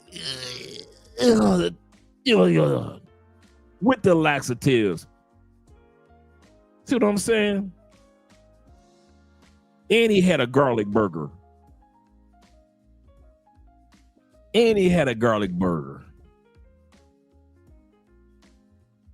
Garlic burger, laxatives with pet milk. Now I'm losing my life. I need help desperately. But come on, I thought y'all said y'all could do what a man could do. Men going over there to the Middle East falling in love. Y'all going over there tasting shit. Come on. These dudes over there giving y'all, they be like, we are going to dinner and going to eat garlic burgers.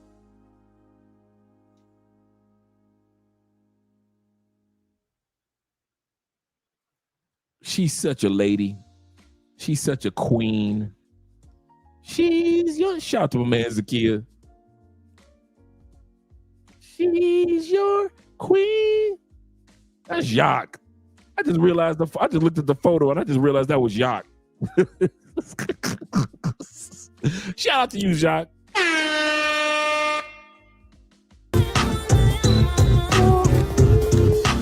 Guys that have basically the men in Dubai that fly the women out have an obscene amount of money and they are just pissing it out at that point. They have nothing else to live for. So they get American Instagram models and they fly them out and they offer them obscene amounts of money to do the most disgusting things ever. So my friend... To foreign men, Western women are a fun experience, like bungee jumping or kayaking, like the robots in HBO's Westworld. Western women are only in Dubai to play a scene in a sordid script. You and everyone you know were built to gratify the desires of the people who pay to visit your world. Some of these African American women, they are criminals. They know what they are doing. And then if something goes wrong, they start calling on Nigeria. Now, this Nigerian brother about to give y'all some game about what these women are doing. Let me bring that beat back. Check out what the sisters are going to Nigeria and doing, and the type of guys that they get with. Yep, and wonder why they aren't respected. The type of One guys you know they get with. were built to gratify the desires of the people who pay to visit your world. Some of these African American women, they are criminals. They know what they are doing. And then if something goes wrong, they start calling on Nigerian scams. Why can't you come for men like me? Because you can't feed me. Why can't you guys find Nigerian medical doctors, engineers? Why can't you guys find Nigerians that are doing well? But you heard what he just said? He said, why can't you American women come on over here and find women like me? Doctors, engineers in the medical field. Go to Nigeria to find the ones that are struggling so that you can take advantage of them. And if they mess up, you call them a scammer. Why? You guys know what you're doing. You are criminals. I will ask you the question again. You like all these Nigerian men, right? You want a Nigerian bowler, right? You want a Nigerian man with a long bowler. You want a nice looking Nigerian man, right? Why can't you find a Nigerian man within reach? Why can't you find them in America? We have a lot of Nigerians that in America, some of them are seeking asylum. Why can't you talk to them over there? Why can't you talk to the ones in Canada, Mexico, Panama, Cuba, Honduras? If you don't know your geography, I can list names of countries close to America where you can go find some Nigerians. Why are you not going around there? Why are you going to Africa?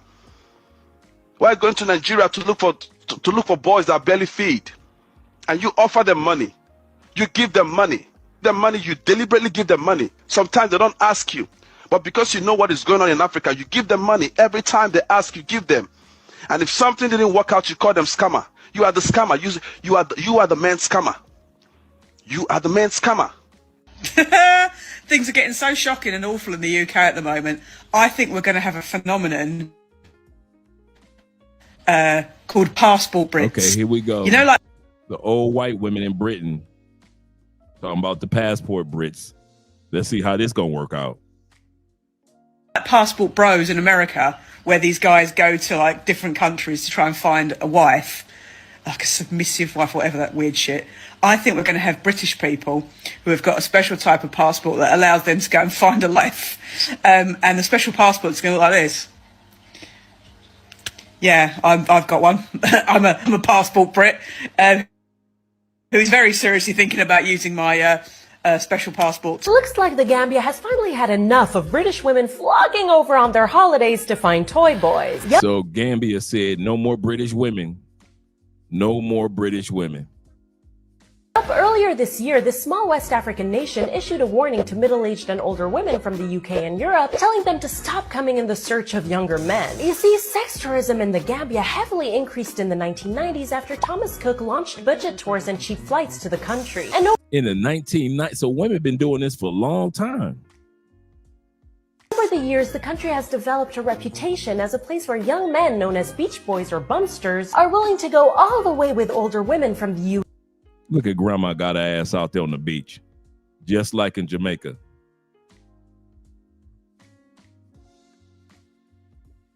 I know, right? Seriously. UK and Europe, provided they pick up the tab. Due to Shout out to all the green card bros in the Gambia.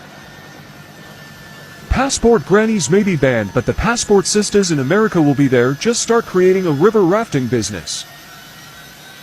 Passport bros.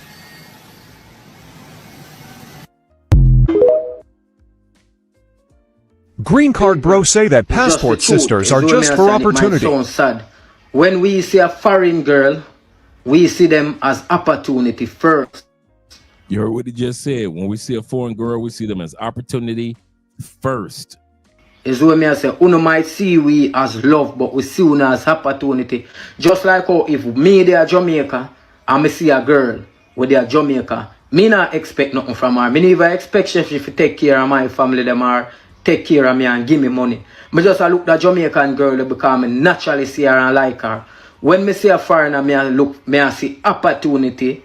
Is what me I say before me even think about even know her. Me I see opportunity. Me I see the lifestyle where she can make me live, and me I see say she can take me out of the ghetto and carry me come foreign and make me can live some better life. Me not see you as somebody where me that love and want to deal with for the rest of my life. It's just the truth. Is what me I say. Cause if me take up a yardie girl, me not look for no money. Me I look for love. I see a lot of sisters who are going to Africa, who are going back home and marry these men. Now they found their soulmate away, and we're trying to warn them, and they're like throwing rocks at us as if we're trying to like keep these men for ourselves. Nah. So the African sisters trying to warn the stateside sisters, but they're not listening. We're trying to warn you guys. 9 out of 10 in the African culture, in other cultures, Arab culture, Indian culture, other culture, men are the one that seek out women for marriages. They go ask your hand in marriage. They pay dowry. They pay bride price. But if you want to come, you don't know the culture, and you go to Africa, and you're going to go stay over there with him. You're going to marry him on your dime. You're going to bring him to America on your dime. You're going to make a visa on your dime. Sis, be very, very careful. I know y'all like to throw rocks, and when y'all hear something y'all don't like, yeah, be quick to judge. You guys swear that y'all would never do 50-50, but are willing to take 100% of the load in Africa. That doesn't make sense. Passport Sisters. My brother, this is the part that always makes me laugh. Because these women will talk so horribly about black men going overseas, making it seem as though the only thing that these black men are seeking is transactional sexual relationships. Meanwhile, I guess they think we don't see them when they go down to the Caribbean or wherever else, and they make these videos where they're getting rubbed down with the dirty water and God knows what kind of lotion or soap that's supposed to be. And they make it seem as though when they go abroad that they're having the same experience as the passport bros. Meanwhile, Whereas we see passport bros come back with girlfriends, fiancés, and ultimately wives. These sisters don't come back with anything other than babies and STDs. It's, I guess you might say, a little poetic justice that now a lot of this is starting to get out. And you can only imagine some of the instant karma that's just right down the road. Ladies, I suggest you focus back on traditionalism and try to get married for the right reasons and try your best to stay faithful to those men that see you as even remotely worthy enough of marrying. Because a lot of you, you're out here in the world perpetuating a lie, trying to carry on as if you're living a life that is nothing more than smoke, mirrors, and shadow. And it's not a good trajectory. But hey, I get it. A lot of you all out there, you just hear this message coming from a man and you don't care. You're just going to do what you want to do. That's all good and fine. But you can't say that you were never told. Good luck and Godspeed. All right. They cannot say nobody ever told them. This is a great episode. We got a chance to see how things are going with the sisters in 2025, and it ain't looking good. It's not looking good at all. So shout out to all you men that are successfully living your life in other areas. Yes, sir. RIP to the great one, Charles Tyler, as well as others that have paved the way for many of us. But at the end of the day, guys, the reason why I did this episode is not to kind of like laugh at the ladies. Well, part of it, yeah. But for the most part, it's to always encourage you men and to let you men know, listen, you are more valuable on a global market than you realize. A lot of times we think because we're not appreciated on the local market, especially among the big girls in the States, then something is wrong with you. You just don't know. You are a good man. You just so happen to be born in the United States. And you just so happen to still be in Canada. And you just so happen to still be in UK dealing with those Western women. Once you leave, man, you'll see how valuable you are. Shout out to all you guys that are here. Let me make sure I give shout outs to all you guys on the Cash App as well. Appreciate you, gentlemen. Shout out to my brother T-Mac with the love on the Cash App. Really appreciate you guys. And gonna let you guys go. I got a little bit of studying to do tonight, but I'll be back tomorrow. And we will have Saturday movies on Rumble. So I'll be dropping the link for that. This weekend's movie is, we said that we're going to be watching the cowboy movie with Fred Williamson called Boss Nigga. I guess he shoots up the town. And we're going to be watching, let's see what the other one is. The other, this is a Denzel. It's one of the Denzel movies that he did with More Better Blues. That's what we're watching this weekend. So we're gonna be hitting the More Better Blues. And this is the funny part. We've been watching movies for months, and I noticed for the most part, we haven't seen any weaves, any eyelashes. Rarely do we see a big girl. We've been watching movies from the 90s. Early 2000s. We've been watching movies from the 80s, the 60s, the 70s, and we rarely see a big girl. Rarely. I'm talking about just walking in the background. We don't be seeing no big chicks walking in the background. We don't see no bunch of wigs every once in a while. We don't be seeing no weaves. We don't see no bunch of eyelashes. Just black women being who they are in each one of these movies. So we're going to keep that going over on Rumble. I'll be dropping the link for that tomorrow.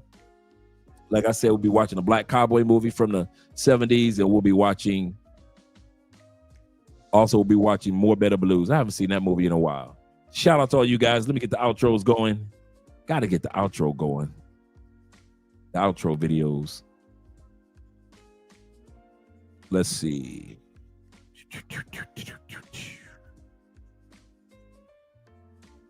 Let me scroll up. There we go. Let's go here first.